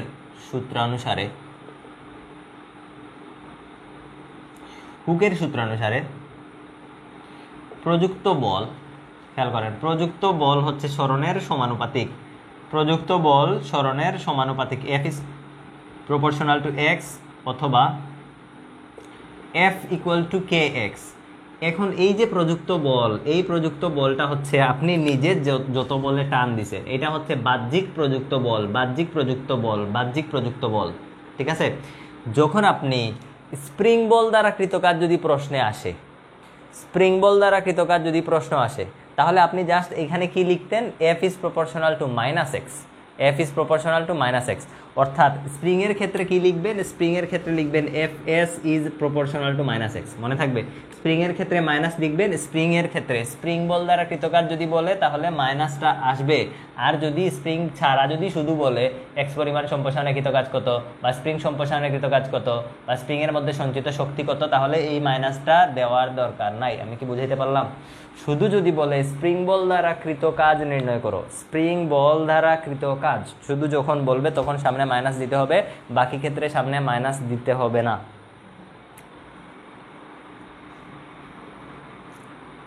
বুঝছেন আমি কি বলছি? আপনার পরিচয় জানতে চাই। পরিচয় হচ্ছে মানুষ। পরিচয় দিয়ে কি করবেন? আচ্ছা, তাহলে কি বললাম এখানে, কি বলতেছিলাম? ও হ্যাঁ, স্প্রিং বলের ক্ষেত্রে যদি প্রশ্নে স্প্রিং বল দ্বারা কৃতকাজ জানতে চায়, সামনে মাইনাস হবে, বাদ বাকি ক্ষেত্রে মাইনাস হবে না, তাহলে F equal to k x. এখন খেয়াল করেন, এফ ইকুয়াল টু কত, কে এক্স না, এই কে এক্স এর মানটা আমরা এখানে বসাই দিব, এটাকে দিয়ে দেন সমীকরণ 2। এখন লিখেন 2 এর মান একে বসিয়ে, 2 এর মান একে বসিয়ে আমাদের কাজ হচ্ছে 2 নম্বরের মানটা 1 নম্বরে বসানো। তাহলে ডব্লিউ ইকুয়াল টু আমরা যেটা পাবো, x1 থেকে x2 পর্যন্ত এফ অফ এক্স এর জায়গায় এখন আসবে কে এক্স, সাথে থাকবে ডিএক্স। কে হচ্ছে এখানে পাশে দিয়ে লিখবেন যেখানে, এখানে পাশে দিয়ে লিখবেন যেখানে কে হচ্ছে স্প্রিং ধ্রুবক, যেখানে কে হচ্ছে স্প্রিং ধ্রুবক, এই যে এখানে থার্ড ব্র্যাকেটের ভিতরে লিখবেন যেখানে কে হচ্ছে স্প্রিং ধ্রুবক। কেটাকে বাইরে নিয়ে আসবেন, তাহলে ব্র্যাকেটের ভিতরে থাকবে x1 থেকে x2 x dx। x dx equal to কি হবে, integration of x dx equal to x square by 2। এটা আমরা একদম জন্মের পর দিন থেকে জানি। লিমিট হবে কত, x1 থেকে x2 হইল। তারপরে বাম দিকে লিখতেছি, বাম দিকে লিখতেছি, এখান থেকে তো দেখা যাবে। তাহলে এখান থেকে লেখা যাবে হাফ কে, প্রথমে এক্স স্কোয়ারের জায়গায় লিখবেন এই যে আপার limit x2 square minus lower limit x1 square. তাহলে ফাইনাল আমরা যেটা পাবো, ফাইনাল হচ্ছে কৃতকাজ ইকুয়াল টু আমরা পাবো হাফ কে x2 স্কোয়ার মাইনাস হাফ কে x1 স্কোয়ার। ঠিক আছে, হাফ কে x2 স্কোয়ার মাইনাস হাফ কে x1 স্কোয়ার। যদি প্রাথমিক অবস্থায় x1 কে 0 এবং x2 ইকুয়াল টু x ধরি, তাহলে আমরা কি পাবো, কৃতকাজ ইকুয়াল টু পাবো হাফ কে এক্স স্কোয়ার মাইনাস হাফ কে 0 স্কোয়ার ইকুয়াল টু পাওয়া যাবে হাফ কে এক্স স্কোয়ার। এতটুকু হচ্ছে এক্স, এখানে লিখবেন এটি হচ্ছে এক্স পরিমাণ সম্প্রসারণে কৃতকাজ এক্স পরিমাণ সম্প্রসারণে কৃতকাজ। অথবা যদি জানতে চায় যে সঞ্চিত শক্তি, তাহলে লিখবেন এটি হচ্ছে এক্স পরিমাণ সম্প্রসারণে স্প্রিং এর মধ্যে সঞ্চিত শক্তি বা বিভব শক্তি। সঞ্চিত শক্তি বিভব শক্তি একই কথা। তাহলে কি লিখবেন, যে এটি হচ্ছে এক্স পরিমাণ সম্প্রসারণে কৃতকাজ, এটি হচ্ছে এক্স পরিমাণ সম্প্রসারণে সঞ্চিত শক্তি, এটি হচ্ছে এক্স পরিমাণ সম্প্রসারণে বিভব শক্তি। বোঝা গেল? যদি এখন প্রশ্ন করতো আপনাকে যে স্প্রিং বল দ্বারা কৃতকাজ সর্বদা ঋণাত্মক, সেটা দেখাও, অথবা যদি বলতো স্প্রিং বল দ্বারা কৃতকাজ নির্ণয় করো, তাহলে আপনি কি করতেন, এফ ইকুয়াল টু এখানে লিখতেন মাইনাস এক্স, সামনে লিখতেন মাইনাস কে এক্স, এখানে আসতো একটা মাইনাস, ফলে সব জায়গায় একটা সামনে মাইনাস আসতো, এই আনসারের সামনেও একটা মাইনাস আসতো, সেখান থেকে আপনি বলে দিতেন সুতরাং স্প্রিং বল দ্বারা কৃতকাজ সর্বদা ঋণাত্মক। বুঝতে পারছেন আমি কি বলছি? লাস্ট কথা বলেন, ক্লিয়ার হয়েছে কিনা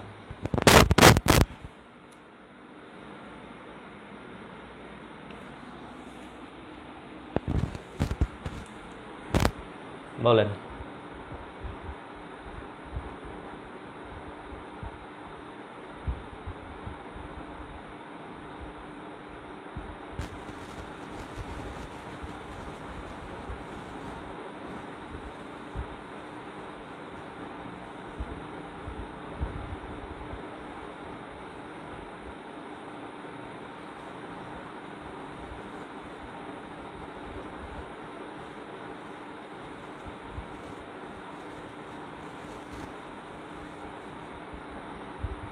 ক্লিয়ার? সব কিছু ক্লিয়ার?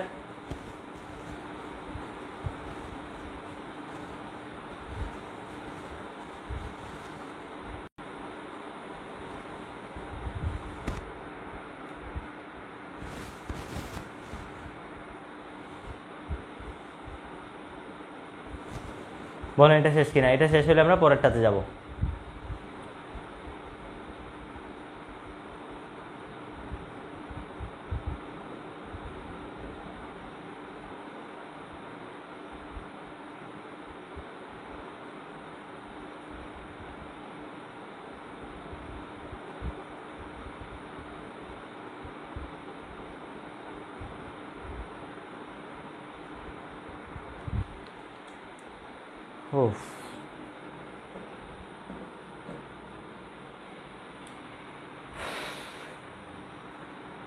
তাড়াতাড়ি শেষ করতে হবে। কয়টা বাজে? 9:25।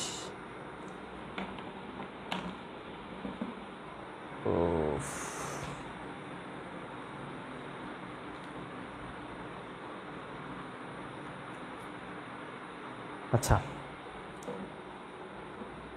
অলরেডি 1.5 ঘন্টা হয়ে গেছে। আর আমাদের কাছে কি আছে? কৌণিক ভরবেগের সংরক্ষণশীলতা নীতি।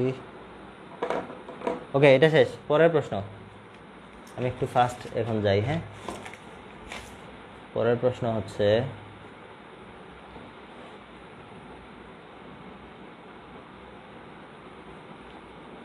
ঘূর্ণনশীল বস্তুর গতিশক্তি রাশিমালা, চ্যাপ্টার 3 এর ঘূর্ণনশীল বস্তুর গতিশক্তি রাশিমালা।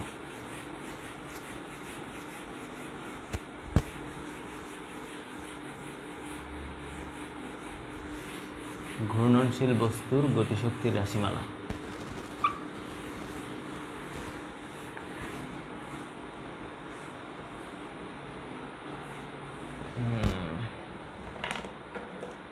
ওকে,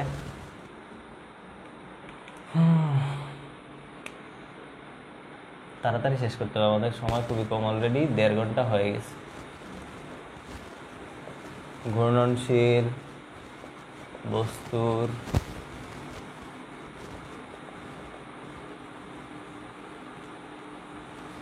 গতিশক্তির রাশিমালা নির্ণয় বা গতিশক্তির সমীকরণ প্রতিপাদন। তার জন্য এরকম একটা চিত্র আঁকাইতে হবে। আলু শেপের একটা বস্তু নিতে হবে, এই যে এরকম। এটা হচ্ছে তার ঘূর্ণন-অক্ষ। এই বস্তুটা হচ্ছে, এটাকে কেন্দ্র করে হচ্ছে এই যে এরকম ঘুরতেছে, ঠিক আছে? এটাকে কেন্দ্র করে এই যে এরকম ঘুরতেছে। এখন এই বস্তুর উপরে কয়েকটা কণা চিন্তা করবো, এই যে এরকম কতগুলা কণা আছে। তো এটা হচ্ছে আমাদের M1 কণা, এটা হচ্ছে M2 কণা, এটা হচ্ছে M3 কণা। এরকম প্রথম কণার যে দূরত্ব সেটা হচ্ছে R1, দ্বিতীয় কণার যে দূরত্ব সেটা হচ্ছে R2, তৃতীয় কণার যে দূরত্ব সেটা হচ্ছে R3। এরকম তাহলে কতগুলা কণা চিহ্নিত করলাম এবং তাদের মধ্যকার যে দূরত্ব সেটা আমরা এই ঘূর্ণন অক্ষ থেকে তাদের দূরত্ব নির্ণয় করলাম, ঠিক আছে? তাহলে আপনি এখানে ব্যাখ্যার মধ্যে কি লিখবেন ওগুলা হচ্ছে আমি আলাদা করে পিডিএফে দিয়ে দিব, ব্যাখ্যার মধ্যে কি লিখবেন। এখন খেয়াল করেন, এইটার মধ্যে এই যে M1 M2 ছোট ছোট যে কণা আছে সেই কণাগুলোর গতিশক্তি আমরা বের করব। খেয়াল করেন, প্রথম কণার কৌণিক বা প্রথম কণার গতিশক্তি, প্রথম কণার গতিশক্তি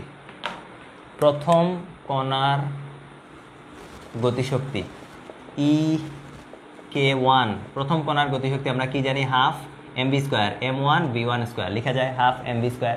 v ইকুয়াল টু একটা ফর্মুলা আছে, v equal to omega r, v equal to কি? Omega r।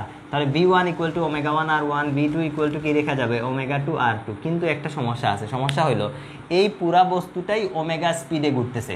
তাহলে এই বস্তুর উপরের যতগুলা কণা আছে সবার স্পিডও কি হবে? ওমেগা হবে। তাহলে ওমেগা 1 ওমেগা 2 এইগুলা লেখার দরকার নাই, সবার স্পিড কি হবে? ওমেগা হবে। তাহলে v1 equal to omega r1, v2 equal to omega r2 এভাবে লেখা যাবে। তাহলে এটা ইকুয়াল টু আমরা যেটা লিখতে পারি, খেয়াল করেন, হাফ m1 v1 এর জায়গায় কি লেখা যাবে? ওমেগা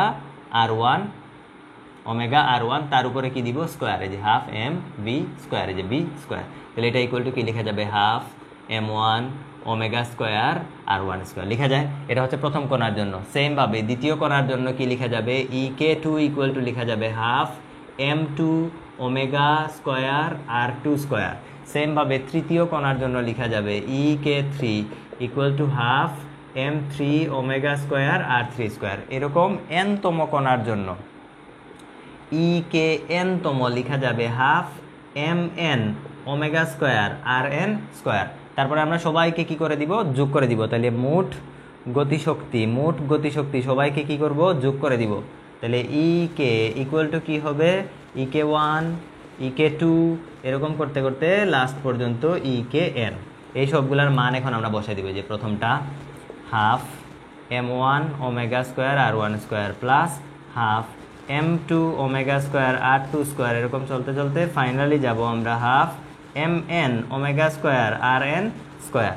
তাহলে এখান থেকে আমরা যেটা করব, খেয়াল করেন, হাফ ওমেগা স্কয়ার সবার মধ্যে কমন আছে, হাফ ওমেগা স্কয়ার কমন নিয়ে আসলাম। তাহলে m1 r1 square plus m2 r2 square, এরকম চলতে থাকবে mn rn স্কয়ার পর্যন্ত।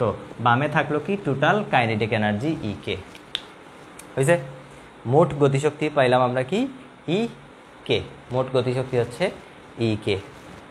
বস্তুটা হচ্ছে ঘূর্ণনশীল, তাই ঘূর্ণনশীল বস্তুর গতিশক্তি। এখন খেয়াল করেন, আমি হচ্ছে এখন কমেন্ট দেখতেছি না, তাড়াতাড়ি শেষ করতে হবে, সময় কম। এরপরের অংশে খেয়াল করেন এতটুকু, এই যে এতটুকু অংশ, এটাকে আমরা চাইলে নিচে কি দেখা যাবে কি না, হাফ ওমেগা স্কোয়ার, এটাকে আমি কি সামেশন দিয়ে দেখেন তো MI/R² লিখতে পারি। আই এর মান 1, আই এর মান এই যে এখান থেকে লিখবেন 1 থেকে n পর্যন্ত, আই এর মান 1 থেকে কত পর্যন্ত, n পর্যন্ত। তাহলে প্রথমে হবে M1/R1², পরে 2-তে যাবে 2R2², 3R3², n/Rn², এই যে এটা পাওয়া যাবে। তাহলে এই সবগুলো লম্বা সিরিজকে আমরা সংক্ষেপে এটার ভিতরে ঢুকায় নিয়ে আসলাম, ঠিক আছে, সামেশনের মাধ্যমে। এখন এই যে জিনিসটা পাওয়া গেল, এটাকে বলা হয় জড়তার ভ্রামক। কি বলে এটাকে? জড়তার ভ্রামক। তাহলে এটাকে যদি জড়তার ভ্রামক বলে, তাহলে বাম সাইডে আমরা পাচ্ছি গতিশক্তি ই কে ইকুয়াল টু ডান সাইডে পাচ্ছি আমরা হাফ ওমেগা স্কোয়ার জড়তার ভ্রামক আই। তাহলে হাফ আই ওমেগা স্কোয়ার, এটাই হচ্ছে ঘূর্ণনশীল বস্তুর গতিশক্তির রাশিমালা। ঠিক আছে, বুঝতে পারছেন? তাড়াতাড়ি শেষ করতে হবে আমাদের।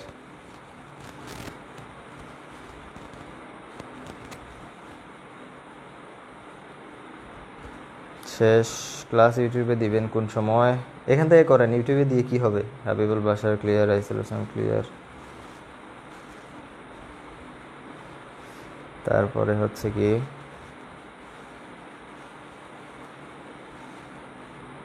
রেকর্ড থাকবে। হ্যাঁ রেকর্ড থাকবে।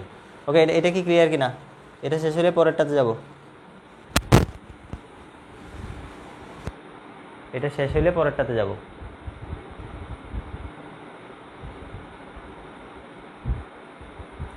ক্লিয়ার ভাইয়া, ওকে পরেরটাতে যাচ্ছি তাহলে। পরের প্রশ্ন কি? পরের প্রশ্ন হচ্ছে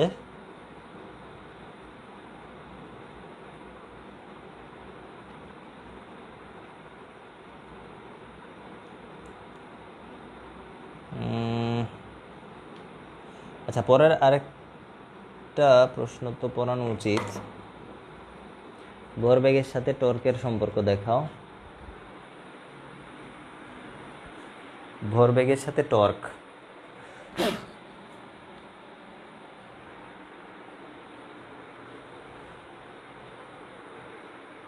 এটা কি আছে এখানে? তারপরে হচ্ছে SHM দেখাইতে হবে, সরল ছন্দিত। আচ্ছা এটাই দেখাই।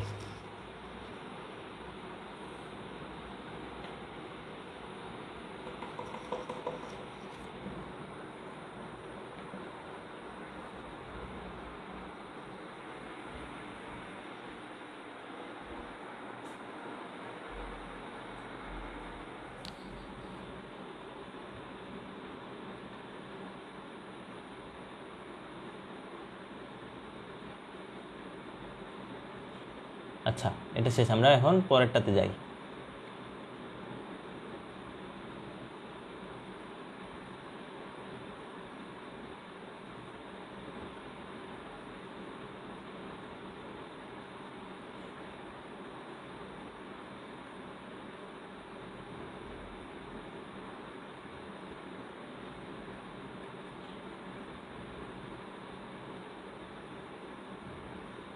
আমি একটু প্রশ্নটা লিখি আগে।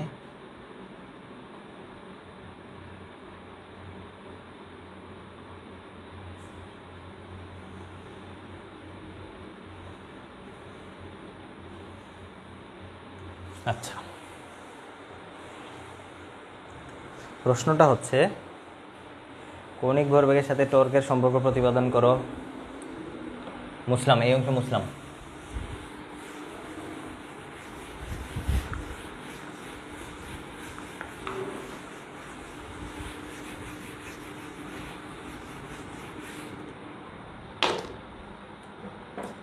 ভরবেগের সাথে টর্কের সম্পর্ক, ভরবেগের সাথে টর্কের সম্পর্ক। প্রশ্ন হচ্ছে ভর, এটা পরীক্ষায় আসবেই, 100% ইম্পর্টেন্ট। ভরবেগের সাথে টর্কের সম্পর্ক, অথবা বলতে পারে যে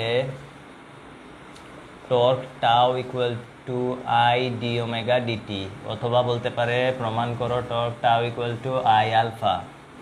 আর কি বলতে পারে?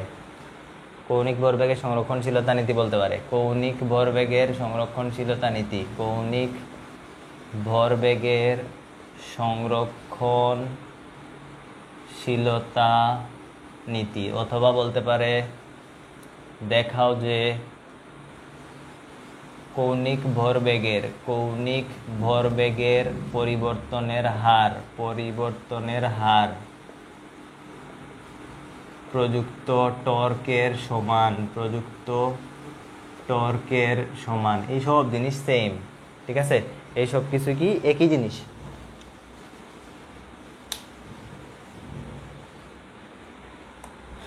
ভাই আজকের ক্লাসের পিডিএফ কি এই পেজে সবার জন্য দিবেন নাকি যারা আপনার কাছে কোর্স করে তাদের এক্সট্রা দিবেন?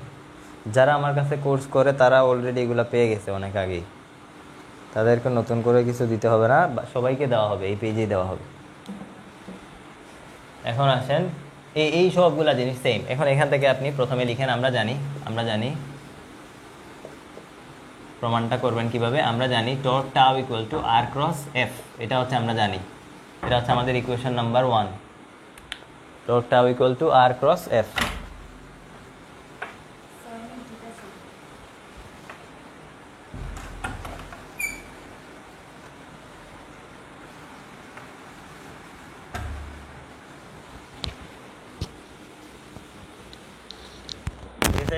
এরপরে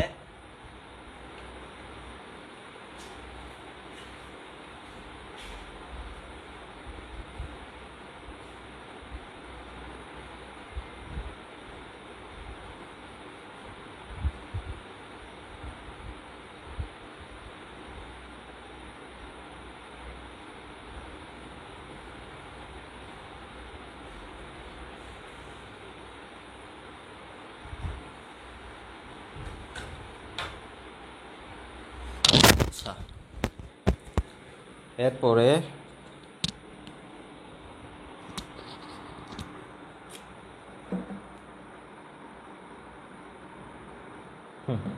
তাহলে আমরা torque tau equal to R cross F, এবং আরেকটা জিনিস আমরা জানি এল ইকুয়াল টু হয় আর ক্রস পি। এল দিয়ে কি বোঝায়? টর্ক হচ্ছে টর্ক তো টাউ, আর এল দিয়ে কি বোঝায়? কৌণিক ভরবেগ। এল দিয়ে কি বোঝায়? কৌণিক ভরবেগ ইকুয়াল টু আর ইন্টু রৈখিক ভরবেগ। কৌণিক ভরবেগ ইকুয়াল টু আর ইন্টু রৈখিক ভরবেগ। কৌণিক ভরবেগ ইকুয়াল টু আর ইন্টু রৈখিক ভরবেগ। এটা হচ্ছে আমাদের ইকুয়েশন 2। ইকুয়েশন 2-কে দুই পাশে ডিফারেন্সিয়েশন করব, তাহলে dl divided by DT equal to d dt, ডান পাশে থাকবে আর ক্রস পি, ঠিক আছে? এবং ডিফারেন্সিয়েশনের দুইটা প্রোডাক্ট রুলের নিয়ম হচ্ছে কি, একটাকে রেখে আরেকটাকে ডিফারেন্সিয়েশন করতে হয়, তাই তো? একটাকে রেখে আরেকটাকে ডিফারেন্সিয়েশন করতে হয়। তাহলে প্রথমে খেয়াল করেন, আর কে ডিফারেন্সিয়েশন করব, পি রেখে দিব, তাহলে ডি আর নিচে থাকলো ডিটি ক্রস পি প্লাস। পরবর্তী অংশে কি করব আমরা? আগে আর কে ডিফারেন্সিয়েশন করছি, এখন আরটা থাকবে আর পিটাকে কি করব? ডিফারেন্সিয়েশন করব। আরটা থাকবে, পিটা ডিফারেন্সিয়েশন হবে। বুঝতে পারছেন এতটুকু? এই লাইনটা ক্লিয়ার কিনা সবাই? এই যে আর ক্রস পি কে যে আমরা ডিফারেন্সিয়েশন করছি, এই লাইনটা সবাই ক্লিয়ার হয়েছেন কিনা বলেন?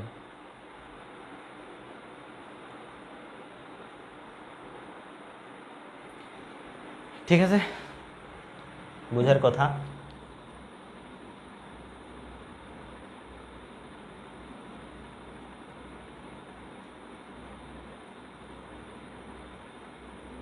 আচ্ছা, এরপরে এতটুকু গেল। এরপরে খেয়াল করেন, এইখানে আসলো DL by DT equal to আমরা এই যে এতটুকু পাইলাম।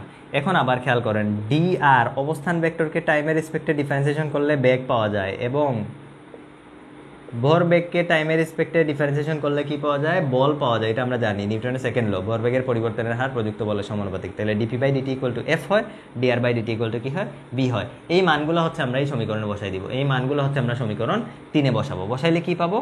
DL by DT equal to DR by DT জায়গায় কি হবে? ভি হবে। তাহলে এখানে আসলো ভি ক্রস পি প্লাস এখানে কি আসলো? আর এর পরে ক্রস আছে, আর ক্রস ডিপি বাই ডিটির জায়গায় কি লেখা যাবে? এফ লেখা যাবে। তাহলে আর ক্রস এফ, ঠিক আছে? আচ্ছা, এখন খেয়াল করেন, ভি ক্রস পি এর জায়গায় লেখা যায় M V. P equal to কি? ভরবেগ না? তাহলে ভর ইন্টু বেগ plus R cross F equal to কি ছিল মনে আছে? যে R cross F equal to tau. তাহলে এই যে এই পাশে চলে আসলো টাও, আর বামে থাকলো কি? DL by DT. আশা করি এতটুকু ক্লিয়ার সবাই, বুঝছে? এখন খেয়াল করেন, এই যে ভি ক্রস এম ভি, এখান থেকে কি লেখা যায় খেয়াল করেন? Dl by DT equal to এমটাকে বাইরে নিয়ে আসলাম, এখানে থাকলো ভি ক্রস বি প্লাস এখানে কি থাকবে? ভি ক্রস বি প্লাস হচ্ছে টাও, প্লাস হচ্ছে টর্ক টাও। এখন ভি ক্রস বি সেম জিনিসের ক্রস প্রোডাক্ট 0 হয়, কারণ মাঝের অ্যাঙ্গেল কত 0, বি ক্রস বি, সেম ভেক্টরের মাঝের অ্যাঙ্গেল হয় 0, B cross B equal to কি হবে, বি বি সাইন থিটা, থিটার মান 0, তার মানে সাইন থিটার মান 0, সেম জিনিসের ক্রস প্রোডাক্ট হয়ে যাবে 0, তাহলে শুধু কি থাকবে টর্ক টাও, আর বামে থাকবে কি ডিএল বাই ডিটি। স্কেলার রূপে যদি আমরা লিখতে চাই তাহলে আমরা কি পাবো, টর্ক টাও ইকুয়াল টু পাবো ডিএল ডিভাইডেড বাই ডিটি। এটা হচ্ছে সেকেন্ড ল। এখন এই যে ভরবেগ, রৈখিক ভরবেগ পি ইকুয়াল টু আমরা কি জানি, রৈখিক ভরবেগ পি ইকুয়াল টু জানি ভর ইন্টু বেগ। কৌণিক ভরবেগ এল ইকুয়াল টু কি হয়, ভরের জায়গায় হয় আই জড়তার ভ্রামক, বি এর জায়গায় হয় কৌণিক বেগ ওমেগা, তাহলে এল এর জায়গায় কি লিখা যাবে আই ওমেগা, তাহলে ডিডিটি অফ এই যে এখানে লিখলাম আই ওমেগা, তাহলে আইটাকে কনস্ট্যান্ট যদি হয় বাইরে নিয়ে আসা যাবে, ডি ওমেগা বাই ডিটি, এতটুকু হচ্ছে টর্ক। এই যে প্রমাণ, এই যে প্রমাণ, D omega by DT equal to আবার লেখা যায় আলফা, তাহলে টর্ক টাও ইকুয়াল টু কি হয়ে গেল আই আলফা। যদি আপনাকে বলতো যে কৌণিক ভরবেগের সংরক্ষণশীলতা নীতি প্রমাণ করো, তাহলে আপনি এখানে আসতেন, এই লাইনে আসতেন, আইসা কি বলতেন, এই লাইনে এসে বলতেন যে যদি প্রযুক্ত টর্ক শূন্য হয়, যদি প্রযুক্ত টর্ক শূন্য হয় তাহলে এই ডিফারেন্সিয়েশন ইকুয়াল টু কি হয়ে যাইত, এই ডিফারেন্সিয়েশন ইকুয়াল টু 0 হয়ে যাইত, তখন এল ইকুয়াল টু ধ্রুবক হয়ে যাইত। যদি এই যে এই দুইটা লাইন প্রমাণ করতে বলে, উপরের তিনটা কথার জন্য, উপরের তিনটা কথার জন্য এতটুকু পর্যন্ত আনসার আসবে, এই যে আনসার শেষ। যদি মাঝের লাইন প্রমাণ করতে বলে যে, সরি লাস্টের লাইন দেখাও যে কৌণিক ভরবেগের পরিবর্তনের হার প্রযুক্ত টর্কের সমানুপাতিক, এই যে এতটুকু এসে রেখে দিবেন, এতটুকু এসে রেখে দিবেন। আর মাঝের যে লাইনটা, অর্থাৎ যদি বলে এইটা কৌণিক ভরবেগের সংরক্ষণশীলতা নীতি প্রতিপাদন করো, তাহলে আপনি কি বলবেন, এই যে এখানে এই লাইনে আসার পরে তারপরে বাংলায় কিছু কথা বলবেন। বাংলায় কি বলবেন, যে যদি বাহ্যিক প্রযুক্ত টর্ক 0 হয়, যদি বাহ্যিক প্রযুক্ত টর্ক 0 হয়, যদি টর্ক ইকুয়াল টু 0 হয়, তাহলে DL by DT equal to কি হয়ে যাবে, 0 হয়ে যাবে। আর যে কোনো জিনিসের ডিফারেন্সিয়েশন যদি 0 হয়, তার মানে সেটা অবশ্যই কনস্ট্যান্ট, কনস্ট্যান্টের ডিফারেন্সিয়েশন কত হয়, 0 হয়, তার মানে এল ভেক্টর ইকুয়াল টু কনস্ট্যান্ট। অর্থাৎ তারপরে বাংলা লিখবেন, অর্থাৎ বাহ্যিক প্রযুক্ত টর্ক শূন্য হলে বস্তুর কৌণিক ভরবেগ অপরিবর্তিত থাকে, এটাই কৌণিক ভরবেগের সংরক্ষণশীলতা নীতি। বলেন ক্লিয়ার কিনা? একই সাথে আমরা অনেকগুলো প্রশ্ন পড়ে ফেলছি, এবং আজকে যেগুলো পড়াইলাম খুব বেশি ইম্পর্টেন্ট, এগুলো পরীক্ষার জন্য খুব বেশি ইম্পর্টেন্ট, বুঝছেন, খুব বেশি ইম্পর্টেন্ট।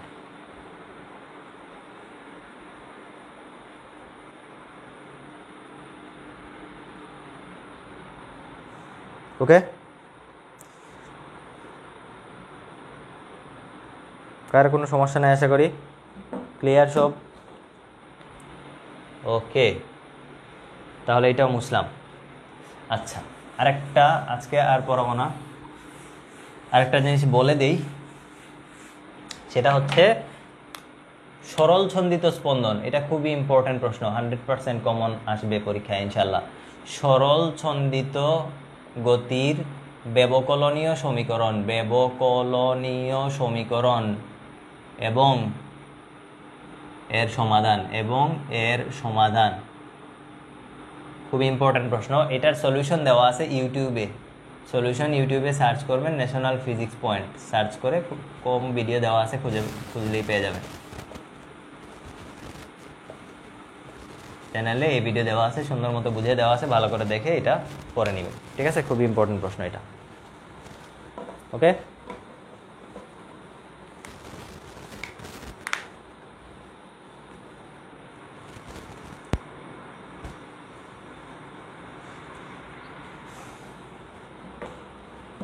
আশা করি এটা বোঝা গেছে। আরেকটা প্রশ্ন হচ্ছে, আমি একটু বলে দেই, সেটা হচ্ছে পয়সনের অনুপাত দেখাও যে পয়সনের অনুপাত -1 থেকে বড় আর হাফের চেয়ে ছোট। এটাকে আজকে করাবো নাকি থাকবে? আচ্ছা, দেখাই দিই।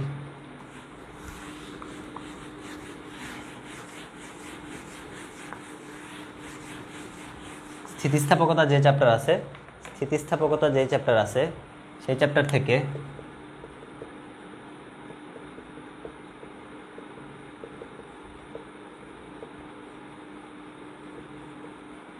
1 প্লাস সিগমা, আর এটা হচ্ছে 1 মাইনাস 2 সিগমা। হ্যাঁ, এই যে দুইটা প্রশ্ন ভালো করে পড়বেন, এই দুইটা প্রশ্ন ভালো করে পড়বেন, এখান থেকে একটা প্রশ্ন আসবে। আর আরেকটা প্রশ্ন আসে যে সিগমার ভ্যালু হচ্ছে আপনার 0 থেকে বড় আর হাফের চেয়ে ছোট, হাফের চেয়ে ছোট, 0 থেকে বড়, এরকম একটা প্রশ্ন আসে। ও সরি, উল্টো লিখছি। সিগমার ভ্যালু হচ্ছে -1 থেকে বড় আর হাফের চেয়ে ছোট, -1 থেকে বড় আর হাফের চেয়ে ছোট, এই তিনটা প্রশ্ন পড়বেন। এখান থেকে একটা বা দুইটা প্রশ্ন পরীক্ষায় কমন আসবে। করাই দেন। আচ্ছা, এটা করাই দিই লাস্টেরটা, এই যে 3 নাম্বারটা, এটা খুব ইম্পর্টেন্ট, খুব বেশি ইম্পর্টেন্ট। এটা লাস্টেরটা সিগমাটা খুব বেশি ইম্পর্টেন্ট, খেয়াল করেন। এটাকে সমীকরণ 1 ধরবো, এটাকে সমীকরণ 2 ধরবো, তারপরে হচ্ছে 1কে 2 দিয়ে ভাগ করব, 1 ডিভাইডেড বাই 2, 1কে 2 দিয়ে ভাগ করলে কি পাওয়া যাবে? বামে থাকবে y divided by y equal to কি থাকবে? ডানে থাকবে 2 ইটা ডিভাইডেড বাই 3k, উপরে থাকলো 1 প্লাস সিগমা, নিচে আসবে কি 1 মাইনাস 2 সিগমা। ওয়াইকে ওয়াই দিয়ে কাটা দিলে 1 থাকবে না, তাহলে এখানে থাকলো 1 ইকুয়াল টু, এই পাশে থাকবে কি খেয়াল করেন, 2 ইটা, নিচে থাকবে 3k, 1 প্লাস সিগমা, নিচে আসবে 1 মাইনাস 2 সিগমা। এখান থেকে আমরা যেটা করতে পারি, 3k কে বামে নিয়ে আসেন, 3k, 2 ইটা নিচে চলে আসবে, 2 ইটা ইকুয়াল টু কি থাকবে 1 প্লাস সিগমা, 1 মাইনাস 2 সিগমা। ঠিক আছে কিনা? এটা থাকবে তো? এটাই তো থাকবে নাকি? বুঝছেন? আচ্ছা, এখন খেয়াল করেন বাম সাইডে, বাম দিকে খেয়াল করেন, 3 আর 2 এগুলো হচ্ছে ধনাত্মক পূর্ণ সংখ্যা, কে এবং ইটা এই রাশিগুলো সবসময় ধনাত্মক, তার মানে বাম দিকের পুরো জিনিসটা অলওয়েজ ধনাত্মক। একটা সমীকরণের বাম পাশ যদি ধনাত্মক হয়, ডান পাশটাও ধনাত্মক হইতে হবে। একটা সমীকরণের বাম পাশ যদি ধনাত্মক হয়, ডান পাশটাও কি হইতে হবে? ধনাত্মক হইতে হবে। তাহলে বাম দিকে যেহেতু কে এবং ইটা অবশ্য পজিটিভ রাশি, সুতরাং 1 প্লাস সিগমা, 1 মাইনাস 2 সিগমা, সেটাকেও ধনাত্মক হইতে হবে। ধনাত্মক মানে গ্রেটার দেন 0। ধনাত্মক মানে কি? Greater than 0। বুঝতে পারছেন? ধনাত্মক মানে কি? Greater than 0। বুঝতেছেন কথাবার্তা? ধনাত্মক মানে গ্রেটার দেন 0। এটা কি প্রশ্ন কিরকম আসে? ওয়েট,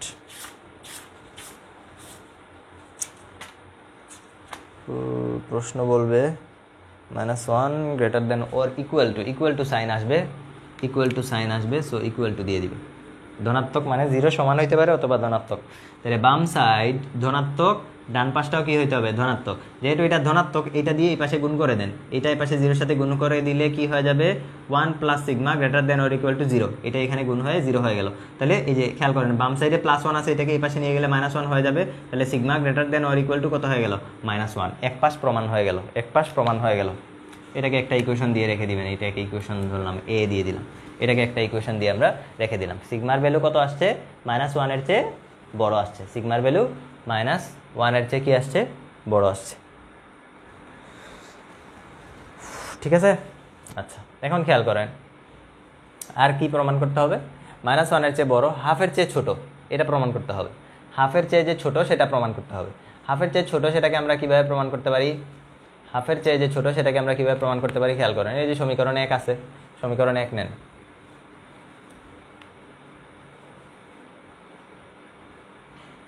সমীকরণ 1 যদি আমরা নেই, 1 না, আমরা সমীকরণ এই যে 2 নেই, সমীকরণ 2 খেয়াল করেন। সমীকরণ 2কে লেখা যায় কি? y divided by 3k equal to 1 minus 2 sigma লেখা যায়। এখন ওয়াইটা ধনাত্মক, 3k সব কিছু ধনাত্মক, বাম দিক যদি ধনাত্মক হয়, ডান দিকেও কি হইতে হবে? ধনাত্মক হইতে হবে। তার মানে 1 মাইনাস 2 সিগমা অবশ্যই ধনাত্মক হইতে হবে। তার মানে খেয়াল করেন, -2 সিগমা ডানে গেলে প্লাস হয়ে যাবে, তার মানে 1 greater than or equal to কি হয়ে যাবে? 2 সিগমা হয়ে যাবে। উভয় পক্ষে 2 দিয়ে যদি ভাগ করি, তাহলে half greater than or equal to কত হয়ে যাবে? সিগমা। তার মানে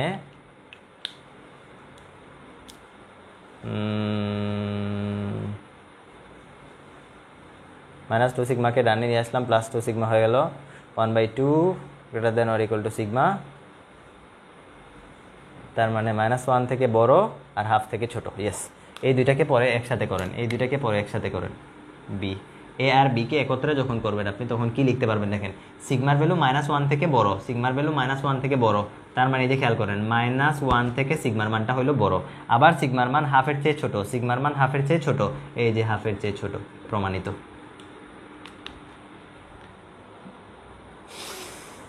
ওকে, আমাদের অলরেডি অনেক লেট হয়ে গেছে। তাহলে যা করাইলাম এবং যেগুলো আমি বললাম ওগুলো ইউটিউব থেকে দেখবেন, এখান থেকে বাকিগুলো করবেন। প্রান্তিক বেগের রাশিমালা পড়বেন, স্টোকসের থিওরাম, সেটা আমার পেজে দেওয়া আছে, সেখান থেকে দেখে নেবেন।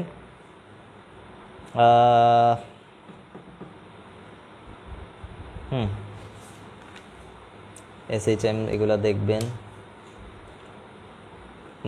মুক্তিবেগের এইটাও ইউটিউবে দেওয়া আছে, এইসব হাবিজাবি জিনিস। ওকে, তাহলে আজকের মতো আমরা ক্লাস এখানে শেষ করি। আশা করি সব বুঝতে পারছেন, এবং হচ্ছে আপনাদের কি বলে এই যতগুলো প্রশ্ন পড়াইলাম সেইগুলোর হচ্ছে PDF পেয়ে যাবেন, এই গ্রুপেই মানে এই পেজ থেকেই দিয়ে দেওয়া হবে। সো টেনশন নেওয়ার কিছু নাই। ওকে, ভালো করে পরীক্ষা দিয়েন, ভালো করে পড়াশোনা করেন, সময় হাতে খুবই কম। ভালো করে পড়াশোনা করেন এবং বেশি করে লিখবেন। শুধু পড়লে হবে না, মুখস্থ করলে হবে না, লিখতে হবে। না লিখলে আপনি পরীক্ষার হলে গিয়ে পুরো ব্ল্যাঙ্ক আউট হয়ে যাবেন, কিচ্ছু পারবেন না।